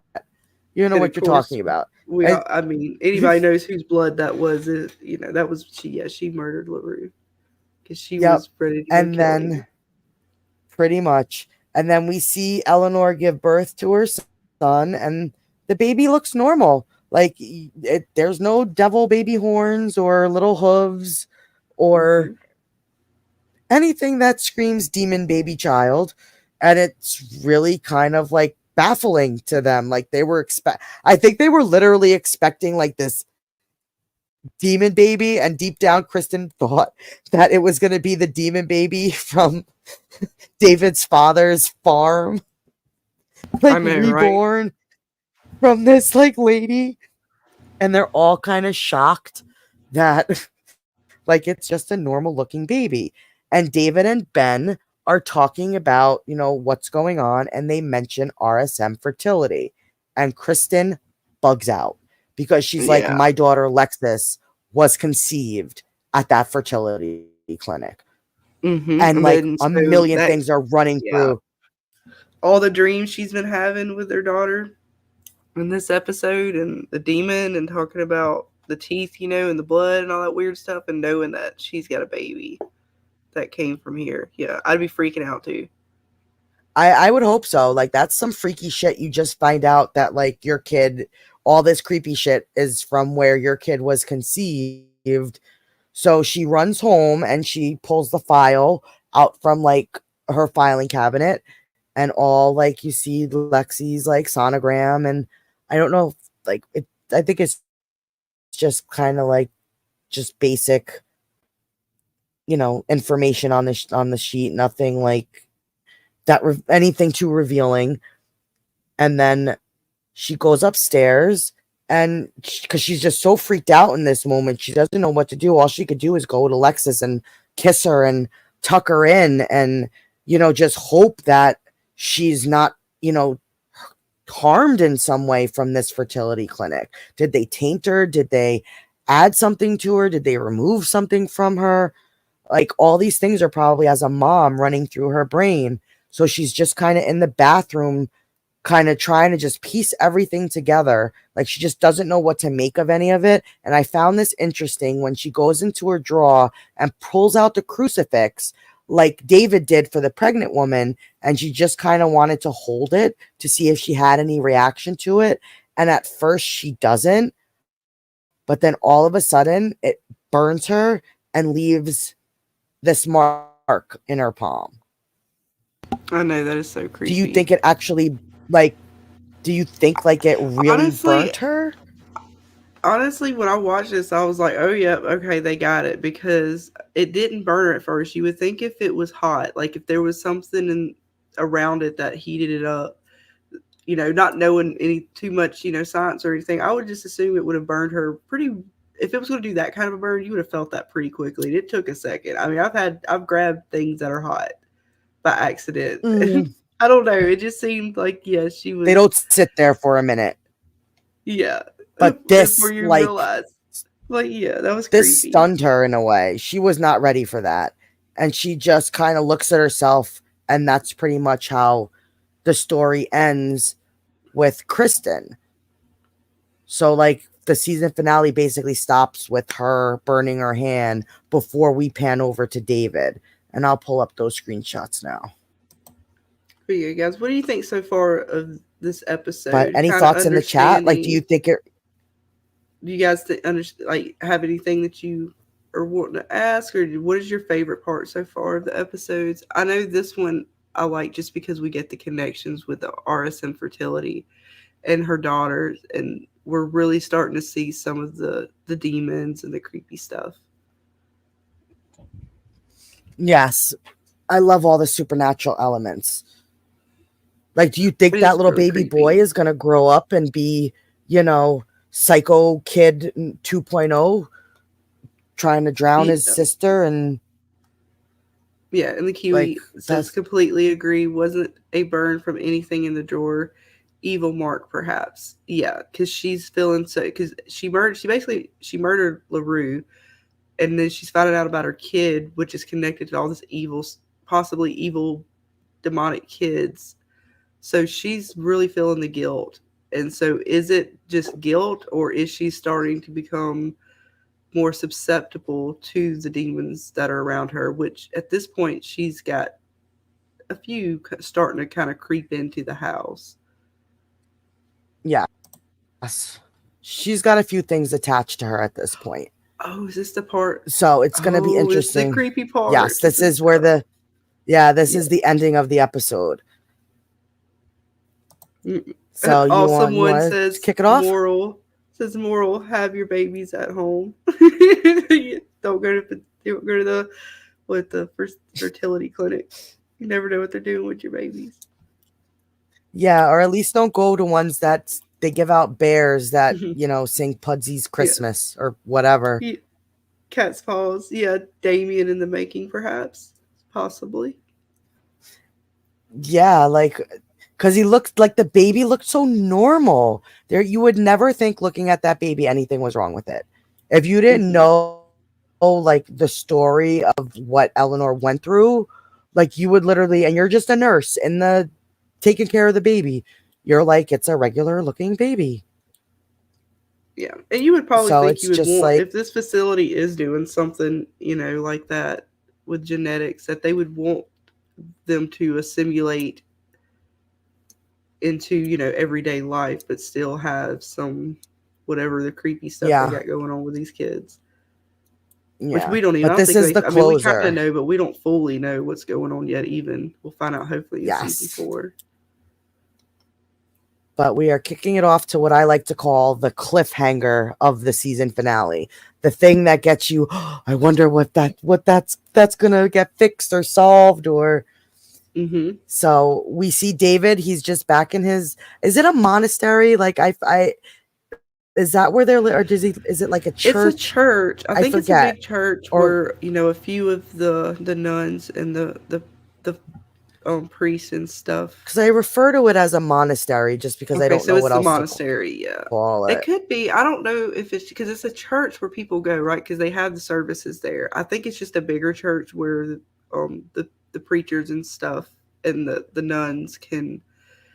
Some of them probably sleep there. I do not know if they all have quarters. I'm assuming for the nuns they do. I do not know if all the priests do, but I know that's also where David does their classes to become priest. So I'm assuming it's probably a little bit bigger church, which I haven't been to a lot of Yes. Catholic churches, so I'm not familiar with completely how they are run. Usually, even the church that I've been to, you have one priest or something like that, one pastor that may live on the grounds in like a house behind it or something, but they're not like as big a churches as a lot of the Catholic churches are. As Kiwi says, yeah, I think it's the church. Gotcha. Vestry or something like that. Okay. Yeah, I'll go And back and then make sure. yeah, Buddha Cafe is referencing a movie called The Seventh Sign. I'm not familiar with that movie. I it sounds familiar, but I'm Yeah, it not. sounds familiar to me I too. don't remember what that was about. Seventh Sign. I bet you. I feel like I've Like I watched feel it. like I should know what that movie is. Yeah, like I'm totally getting like this moment like I should have seen that, and but evil, so I'm not too sure. And Is it so the we get back 1988 to the one? episode. 1988. I might have seen it, but that was a long time ago. I'm gonna check that out. We'll definitely put that on my list. Yeah, because now he's got me curious. But we see David pull out some of his famous mushrooms because he wants to try to force a vision. He's like all twisted and like I need to see something, or like I need something. So he's debating at this moment whether he's going to take more of his famous shrooms. Mm-hmm. But he realizes he doesn't have to because a vision is triggered without the use of mushrooms or hallucinogens in this moment. And since you like this, you want to take over from here? Yeah, this was really cool because this is basically that verse that he got, the Matthews verse that he got, along with Kristen, the demon, the horn goat demon, kind of all coming together in this vision, and him really starting to understand where it's coming from. So there's the wheat, right? And then you'll see like the Kristen's kind of walking through the fields up to him. And you got the little goat dude in there, just kind of with the what is it, the scythe, kind of like cutting through the wheat. So yeah, he is definitely. I mean, this is almost like basically what that verse was saying, and then of course they're putting the players in there as well. And she's just completely walking blindly, to, I guess I'm assuming, the demon, unaware, because that's the same demon she saw in her dreams, the same demon that Lexi saw, and it's the same one that Leland has been getting his therapy from. So this dude here is very creepy. He is, I don't know what his deal is completely, because I don't think they ever really completely say what his deal is. But So yeah. we have seen him talking. Yeah, we see him talking to Leland as a therapist. We see him in Kristen's dreams, kind of like congratulating her for killing poor George. That's our rest in peace. Rest in peace, George. That's our Smiley. He was killed. Then we see him in like Lexi's vision trance sleepwalking spell when she goes to the door to see him. So like he's popping up literally, and now we see him here in David's visions. Like how do you, like, I get dream hopping, but then who's hopping the dream if he's being seen by now 4 people? Well, this is not, I don't think, so much a dream. This is a vision. This is the vision. He's putting all the pieces together in the vision, similar to how he's had his other visions.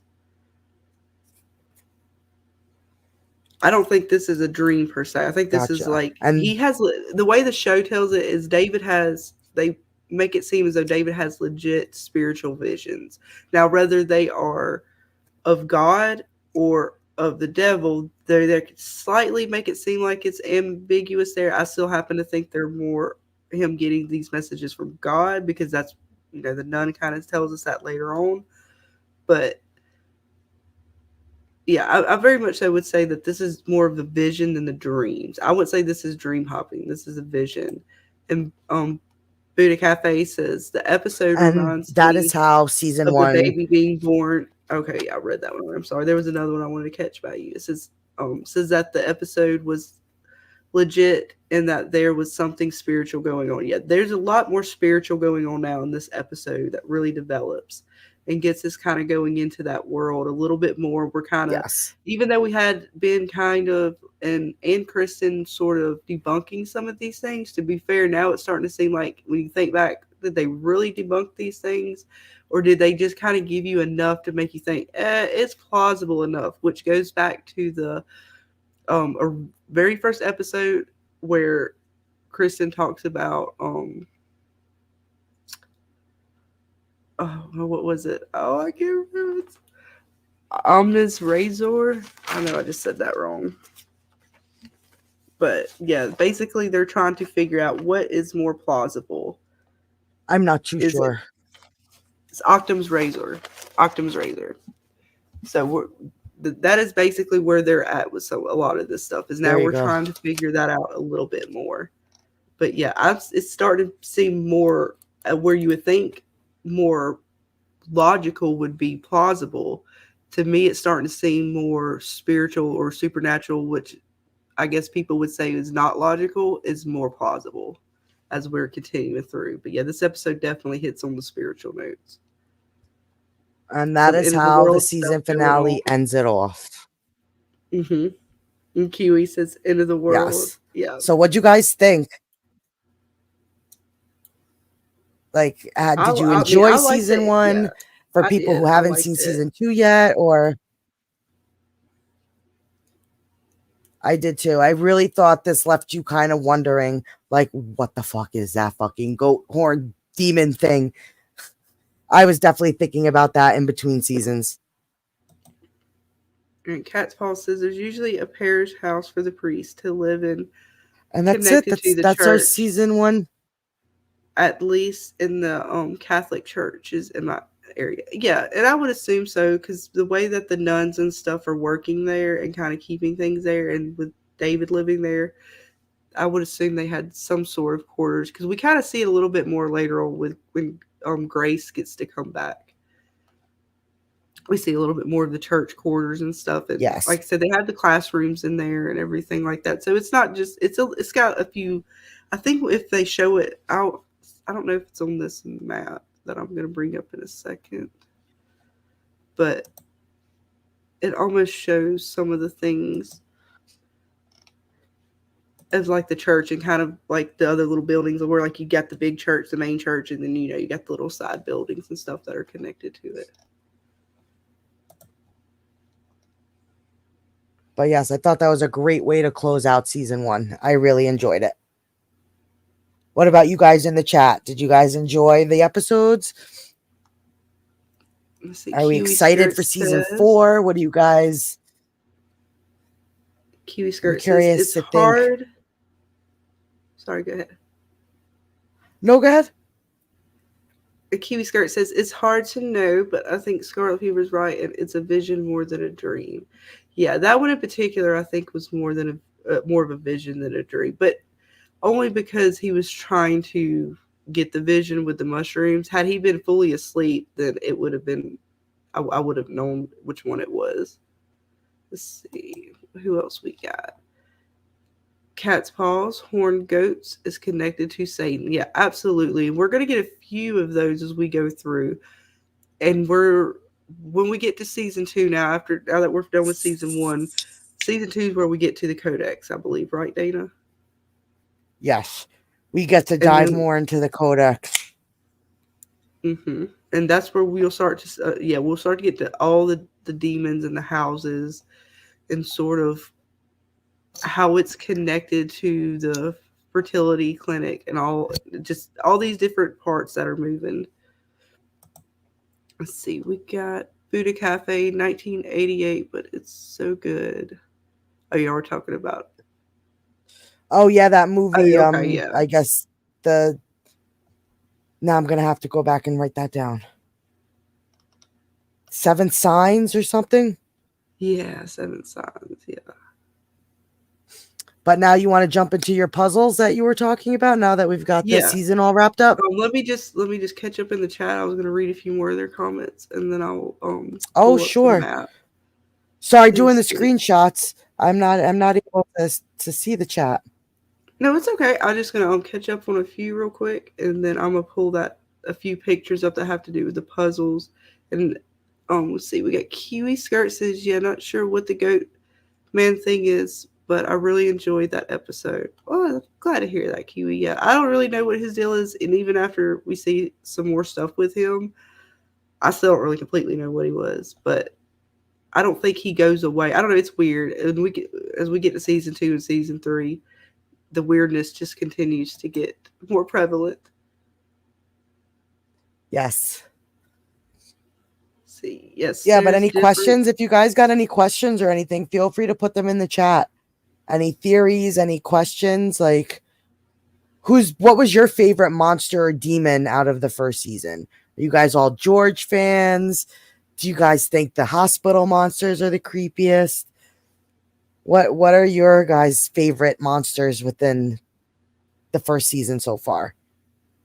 What about you, Scarlett? What's your favorite monster or demon that we've seen? In season 1, oh man, let's see. I don't know. Are you a loyal George? The hospital episode was pretty good. I'd have to say the hospital episode with the monsters in it was pretty good. What about you? What was your favorite monster? My favorite monster, even though he wasn't a monster, was Dylan, the little boy from season 4. That kid still creeped me the most. He was the most creepy to me out of all the monsters because he was a real monster. What about the little girl on Halloween? She was pretty creepy. Yeah, she was creepy too, but there's still something about Dylan that just gives me the creepy kids get me all the time, and I just his psychosis and his just trying to drown his baby sister and having to lock up the food and all that stuff. I love episode 4. That episode is still my favorite. Yeah. We got Cat's Paw saying only halfway through season 2, just started watching lately. Yeah. Awesome. Well, you still got some time to catch up, and I need the Discord. Yeah, you come to the watch parties. We're pretty much Jeremy pinned the link to the Discord at the top. Yeah, come join us because we're still doing watch parties. We're just almost through season 2, but we could totally catch you back up in the Discord if you want to come hang with us. And yeah, because we're just we about to finish season 2. I believe so, or I think we got to episode 6, and now we're doing 2 and 2. I believe. Yeah, I think we got 4 episodes of season 2 left to watch for the watch parties, which we will be doing tomorrow night. We will be doing our next watch party starting at 9 Eastern. Yeah. Also, one, love your kids, absolutely, or they might look like candy corn. Yeah, no. Didn't we have this heated discussion about candy corn back in Halloween? Hating on candy corn. Candy corn is disgusting, Scarlett. It's disgusting. No, you have to get it made with real honey. That's the only way to get it. Otherwise, it is disgusting. Well, then our candy corn out here in New York is garbage because it is horrible, and half the time it's stale because nobody eats it, and it's been on the shelf for ever. Candy corn is but awesome. Got a theory. All the BRM kids come from the dead, and from it's possible. You know what? With From coming up, this summer maybe. Yes. Possible. If anybody missed Jeremy's stream last night, we got an early August, maybe late August announcement for a release of From. Possibly. So we might be getting From, thanks to Scarlett's amazing prediction, as she was right yet again. And no, I wasn't right. It's still not even confirmed. It's just I'm still giving you credit. You get credit. I just want to hope that we get it sooner the better. So that's all I'm happy about. Yes, so we might be able to look forward to some From in August. Yay! Yes. Kiwi says Leland is my favorite bad guy. Yeah, he's my favorite bad guy too. I mean, I love to hate him. I mean, Michael Emerson, what is there not to love? So yeah, he plays it so good. Yes. He just is so unique. His Ben from Lost was its own character. Finn from the what was the other show he was on? Person of Interest. He was great on that. And then acting you and like guys, Batman cartoon like shows and movies and stuff. So yeah, he played yep. like the And Joker, now I this think, character is so. in the voice It's acting. just So he at that was least pretty good. yes. Let's see, Buddha Cafe says season 1 is my favorite so far, but I haven't started season 3. I haven't checked Rotten Tomatoes. I probably should. Yeah, season 2's the second half. I really like the second half of season 2, and then season 3 it just really starts.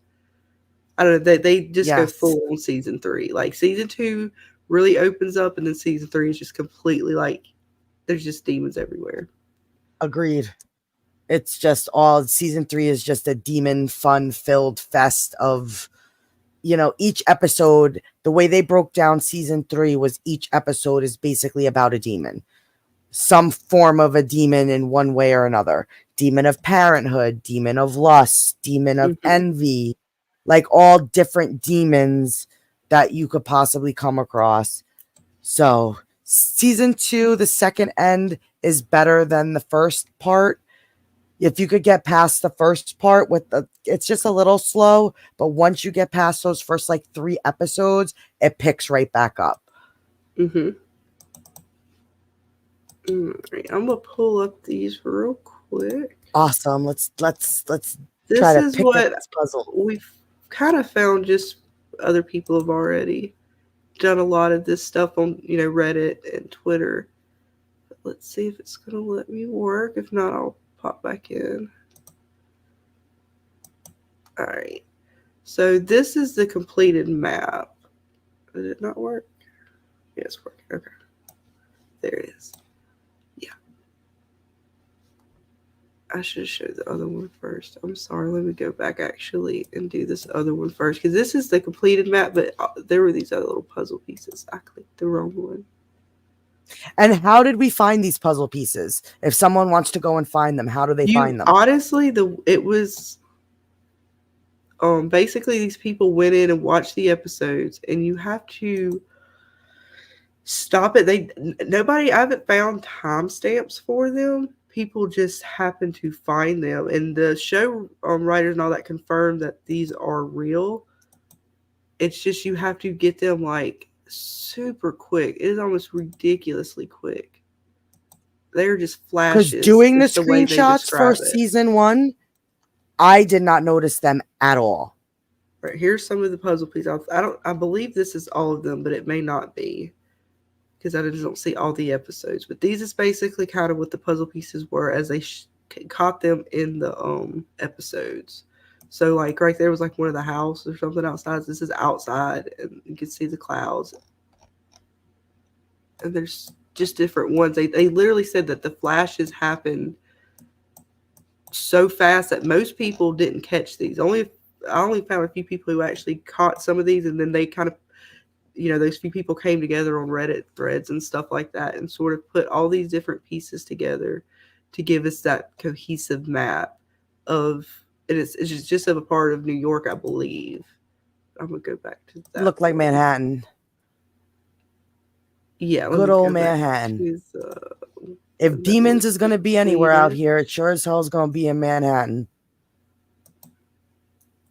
So yeah, so this one, so they eventually, the communities got together and they put the puzzle pieces together and it layered it just the same way. Remember how David layered his imagery to get the 3 points? So they did this with this. See, we got the plaza right there, Central Park, Zoo.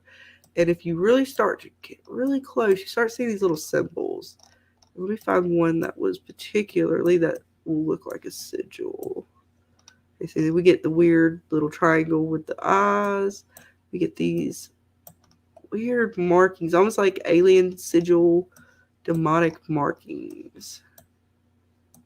Let's Let's see. There were some that was really. Oh yeah, I the think it was up here. Washington Square Park. Yeah, makes sense. I don't know what's up with this weird looking bear. Leave it to fucking New York to be filled with fucking demons. So I don't know if these see like these little things here, because once you start to see the sigil map, I think these make more sense. So the way that the showrunners writing Oh, this each those are the season, pathways. Are those like the paths? Because those look like the pathways in Central Park. Well, I gotta look on my map.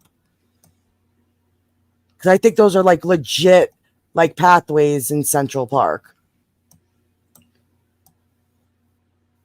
here's one. Yeah, this one right here. Second Totally Avenue, Harlem. looks like one of Sorry, those I like sigils. to I know all don't even these know which places. one, but these just remind me of the sigils or possible sigil markings or just other demonic sigil markings. These in particular too. Yeah, Union City. I believe Union City is Brooklyn.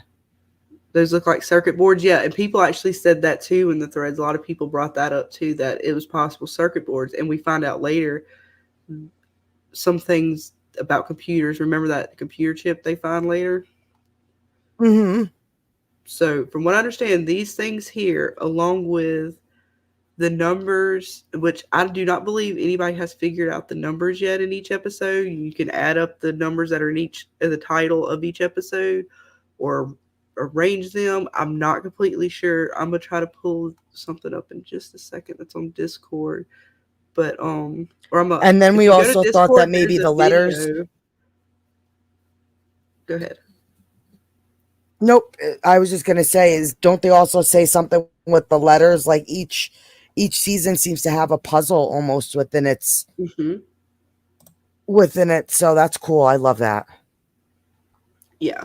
And so this one's all about the puzzle pieces they gave you, the numbers in the title episodes, and then supposedly there's other little Easter egg things. I haven't found all of that stuff yet.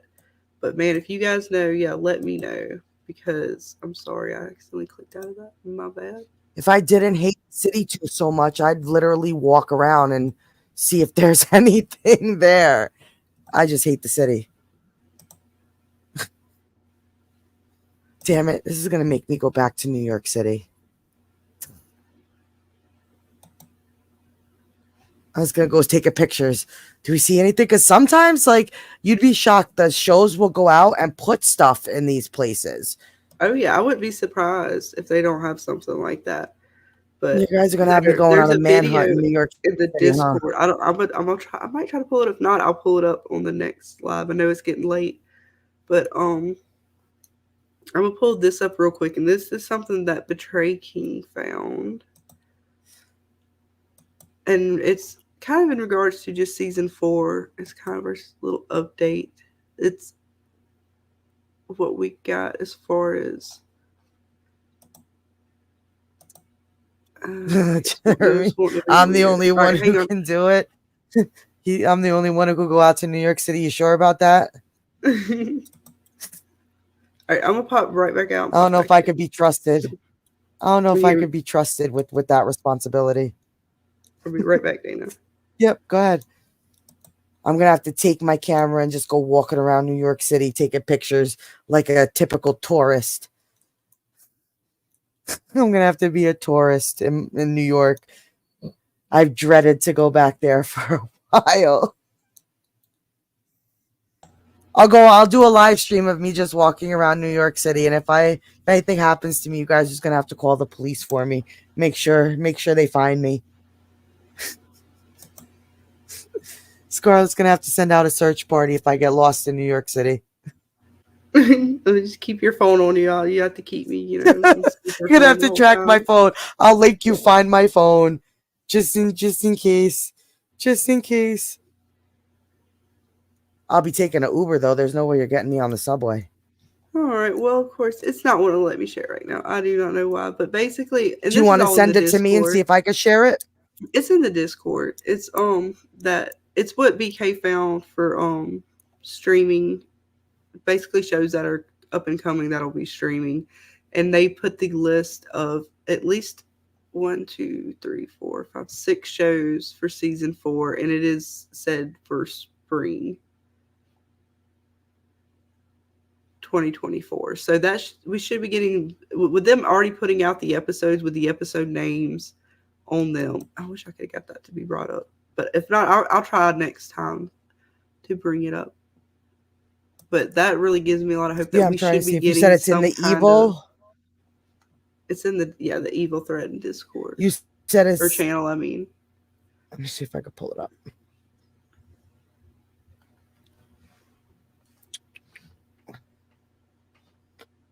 but yeah, every How season's far is supposed it? to have. Oh, there it It's is. not too far. Yeah, it went too far. Up.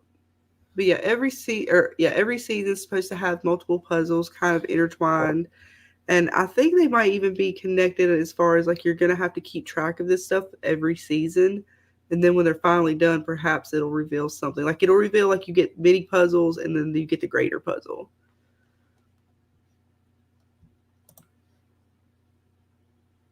Gotcha. Let me see if I can pull it up. Yeah. You just keep scrolling on it, or bigging it if you can. Like, can you go? It's not. You don't have. It's not a saved image. It's not a saved one. Yeah. Let me see if it'll let me. No, I just opened it up from within the Discord. It says season 4, episode 1, how to split an atom. Season episode 2, how to train a werewolf. Episode 4, how to grieve. Oh, that scares me. How to grieve. Oh, I think let me show it now. I wonder if somebody's gonna. Here, let me try. Oh, you want me to exit out? Hold on. No, you're good. You're good. You don't even have to exit out. It just popped mine up over. Yeah, so this is basically what we got. And we get 6 episodes. Yep, But what happened episode 3? That's what I said. We didn't get all of them. We only got how to split an atom, how to train a werewolf, how to grieve, how to fly an airplane, how to dance, how to scroll up a little bit, how to dance in 3 easy steps. And what's the bottom one? Got to scroll up. Something a chatbot, how to teach a chatbot. Oh, wait, hang on. Let me move that out the way. That'll help. Sorry. Yeah, how to teach a chatbot. How to. Interesting. So it looks like this episode's theme, this season 4's themes are going to be how to. Like 1 was the numbers, 2 were the letters, 3 were the demons, and now 4 seems to be how to. And we got demons and angels in season. Now we just got to get a release date. So we got demons. We get the demons and the angels, which I believe that's season 2. Actually, we get both. So yeah, we're gonna get to see. They were mostly demons. I think there was 1 angel. Well, because David sees one, and I don't remember if that's season 2 or season 3, but we do get 1 in season 2 for sure. And then he gets to see his other angels later. Our kind of show, Scarlett. I know. I'm excited. Gotta have those angels. Wrapping it up. Wrapping up season 1. Angels make everything awesome. Oh, yeah. What did you guys think? Season 1 pretty decent out there. How did y'all feel about it in the chat? What was your favorite parts? And pretty much, what do you think is coming if you haven't seen season 2? What do you think is to come? I mean, it was when I watched it, I do feel like when I watched it, I was like, man, I got so excited when they connected Kristen and her daughter to all the other kids. And that scripture, I was like, oh man, they're literally trying to literally get these kids from birth, where they're superseding the church's rule, right? Because the church is like, we can't do exorcism on babies. Well, okay, well then we'll go ahead and make the babies the demons first. We'll go ahead and make them susceptible, make them, somehow, basically the church can't do anything to stop us at this point. We're going to use God's rules against them in a way. So it was really crazy how they start getting into the science of this too next season. Yes. But I thoroughly enjoyed this season, and this is what got me hooked. And even when I sat at I was able to sit for the panel between when they came to New York Comic Con. It was before COVID, and it was just it was such a the show had a following because the room was filled, so it wasn't like it was an empty panel. So I know Evil has the following, and it was just so interesting to see them talk about it and give you hints. And maybe for when season 4 premieres, I might have something kind of evil cool to do a giveaway for. Awesome. And yeah, Jeremy, those were the titles for season 4. Yes, Kiwi, they were. I know, that's what I said. I'm excited because we got those, so we know that they got the episode titles. They should be pretty much giving us a release date for season 4 any day. I mean, I'm just waiting on it. They're dangling the carrot in front of us. They're just dangling it there. Just give it to us. Just give it to us already. And yeah, Beer yes, Cafe, and I'm pretty sure pinned to the top of the chat for the Discord, and Jeremy has put it in there again for us. Thank you, Jeremy. Putting the link. Unfortunately, Catspaw, I'm not. She's having trouble connecting to the Discord for some reason. I am not the one to ask those kind of questions to. I'm going to refer that to Scarlett or BK if he's still in the chat. Maybe somebody could assist her with trying to connect to the Discord. Let's see. Yeah, usually you just have an email and you just sign up in there, and then after, I don't know if you have to have the Discord first. I think I just created it first, and then I clicked the link, and it should have sent you right in there. Let's see. Yeah, Catspaw, Kiwi Skirt put something. Yeah. Yeah, try one of these other ones and see if they work. And I don't even know if I have Discord open right this second. Let me open it up and see. They may have given me the title of Techno Dana, but it's because of ironic reasons. It's not because I'm legitimately good with technology. No, I'm still learning all this stuff too. It's literally to be ironic. And honestly, you guys, y'all don't even know. Dana has put so much work in this, and she is doing a phenomenal job. Honestly, you did. You know I love you. I mean, you put all these screenshots together, stuff, girl. You know you're doing a good job. I wouldn't do it if I didn't have you with me. I could tell you that. Together, we're just, as angels. And of course, we will have Ice Queen with us. Hopefully next week she should be joining us, so we will be fully angeled. And we have our Kiwi Angel in the chat holding it down for us as always. Doing an awesome job in the chat. Did that one work for you? I hope that one worked. And for somebody who said they didn't like the show that much or doesn't appeal very much, Kiwi, you got your knowledge. You know your shit. Like, you're coming up with some good points and facts and good stuff. Hey, what's up, the Art and Times of J. Ryan? We just wrapped up season 1 of Evil, kind of talking about the episodes, hanging out. Just finished all that up, talked about the puzzles. There were some puzzles going on, so if you guys are into Evil and you kind of know anything about these puzzles, come hang out in the Discord with us, because we would like to know. I would like to know. Because it's got I've been going through all those Reddit, threads and all through Twitter trying to find things. And there is a video that I put in the Discord in the Evil channel. It shouldn't be too far down. Actually, it's one of the first links if you just scroll up 2 or 3 posts. And it's a video that was a deleted scene. And let's see, I don't know if it'll let me pull it up or not. Sometimes it will. Let's see if I can get it to pull up. But yeah, and I don't know if I can play. Jay Ryan, also come check out the watch parties. The next watch party is tomorrow night. We stream the episodes in Discord, and I think we're almost to the end of season 2. If you need to catch up or want to just come hang out with us crazy people, you're more than welcome. Absolutely.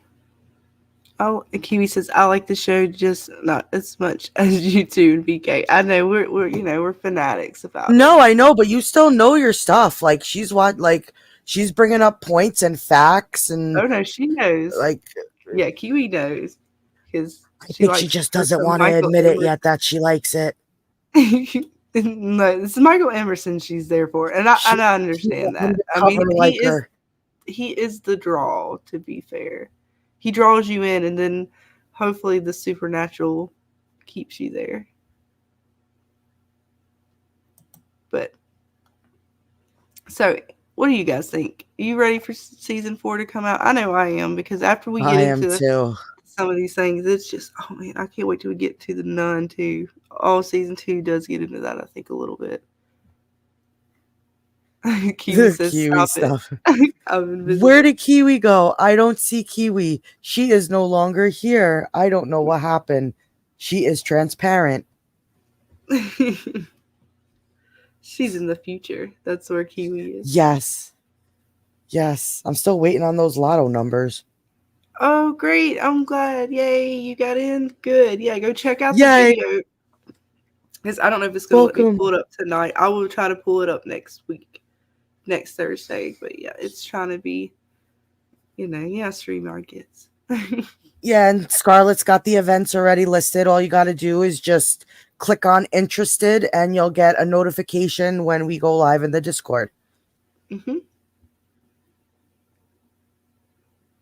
But thank you all for joining us tonight. Yes, I think we're going to probably wrap it up here in the next few minutes. Yep.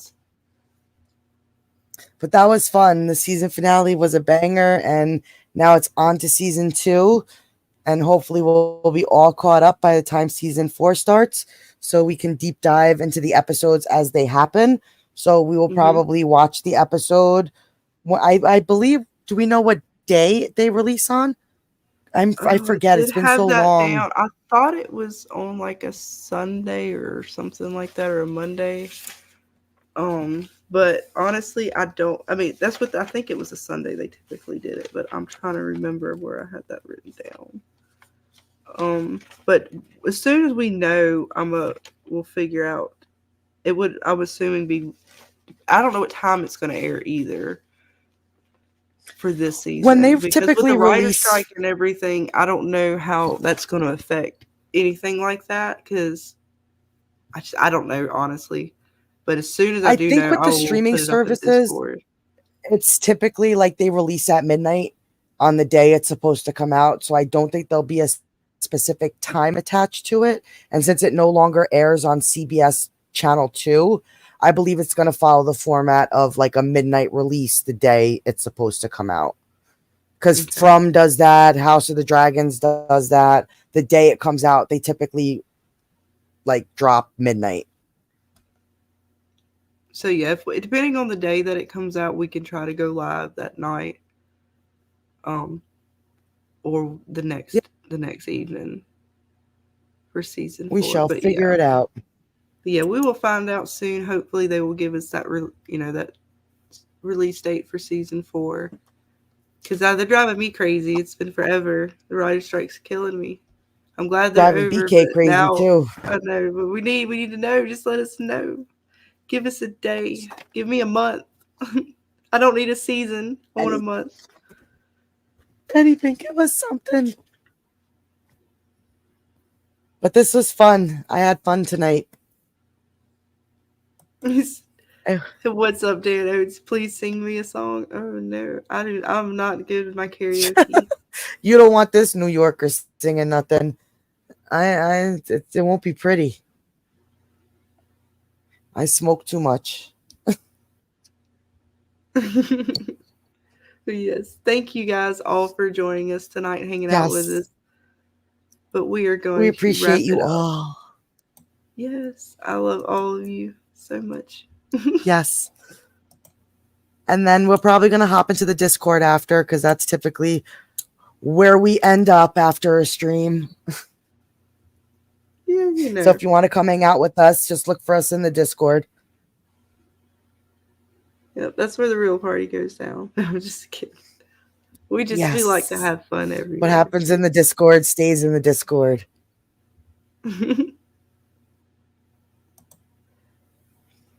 But thank you, I'm Scarlett. usually working at midnight, so it's really hard to stay on off social media until I see episodes. Yeah, and honestly, I get it. Like, this is kind of the hard time. We're just kind of really getting into it to refresh everybody and what's going on before season 4. But yeah, I expect when season 4 gets going, the threads will be crazy.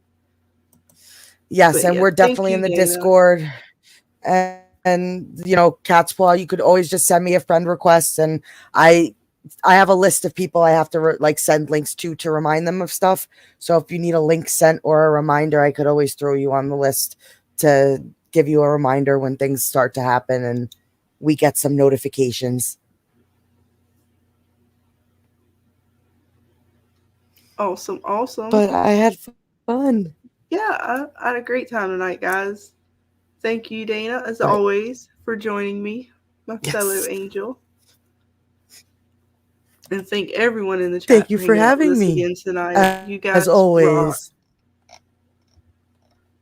But we are going to close it down, and of course, we will be here again next week, same place, same time. And check out Jeremy's streams. I know he's going live this Saturday for his Pop Culture Live, and then I believe next Wednesday we have the Lost discussion. I cannot wait. I'll try to keep my excitement contained. I am so ready. And not say too much because I'll start just talking about it. We got to save that for that live. So we're to just yes. Yes. But thank you guys so much again for joining us. And we will see you all on the next one. Bye. Peace.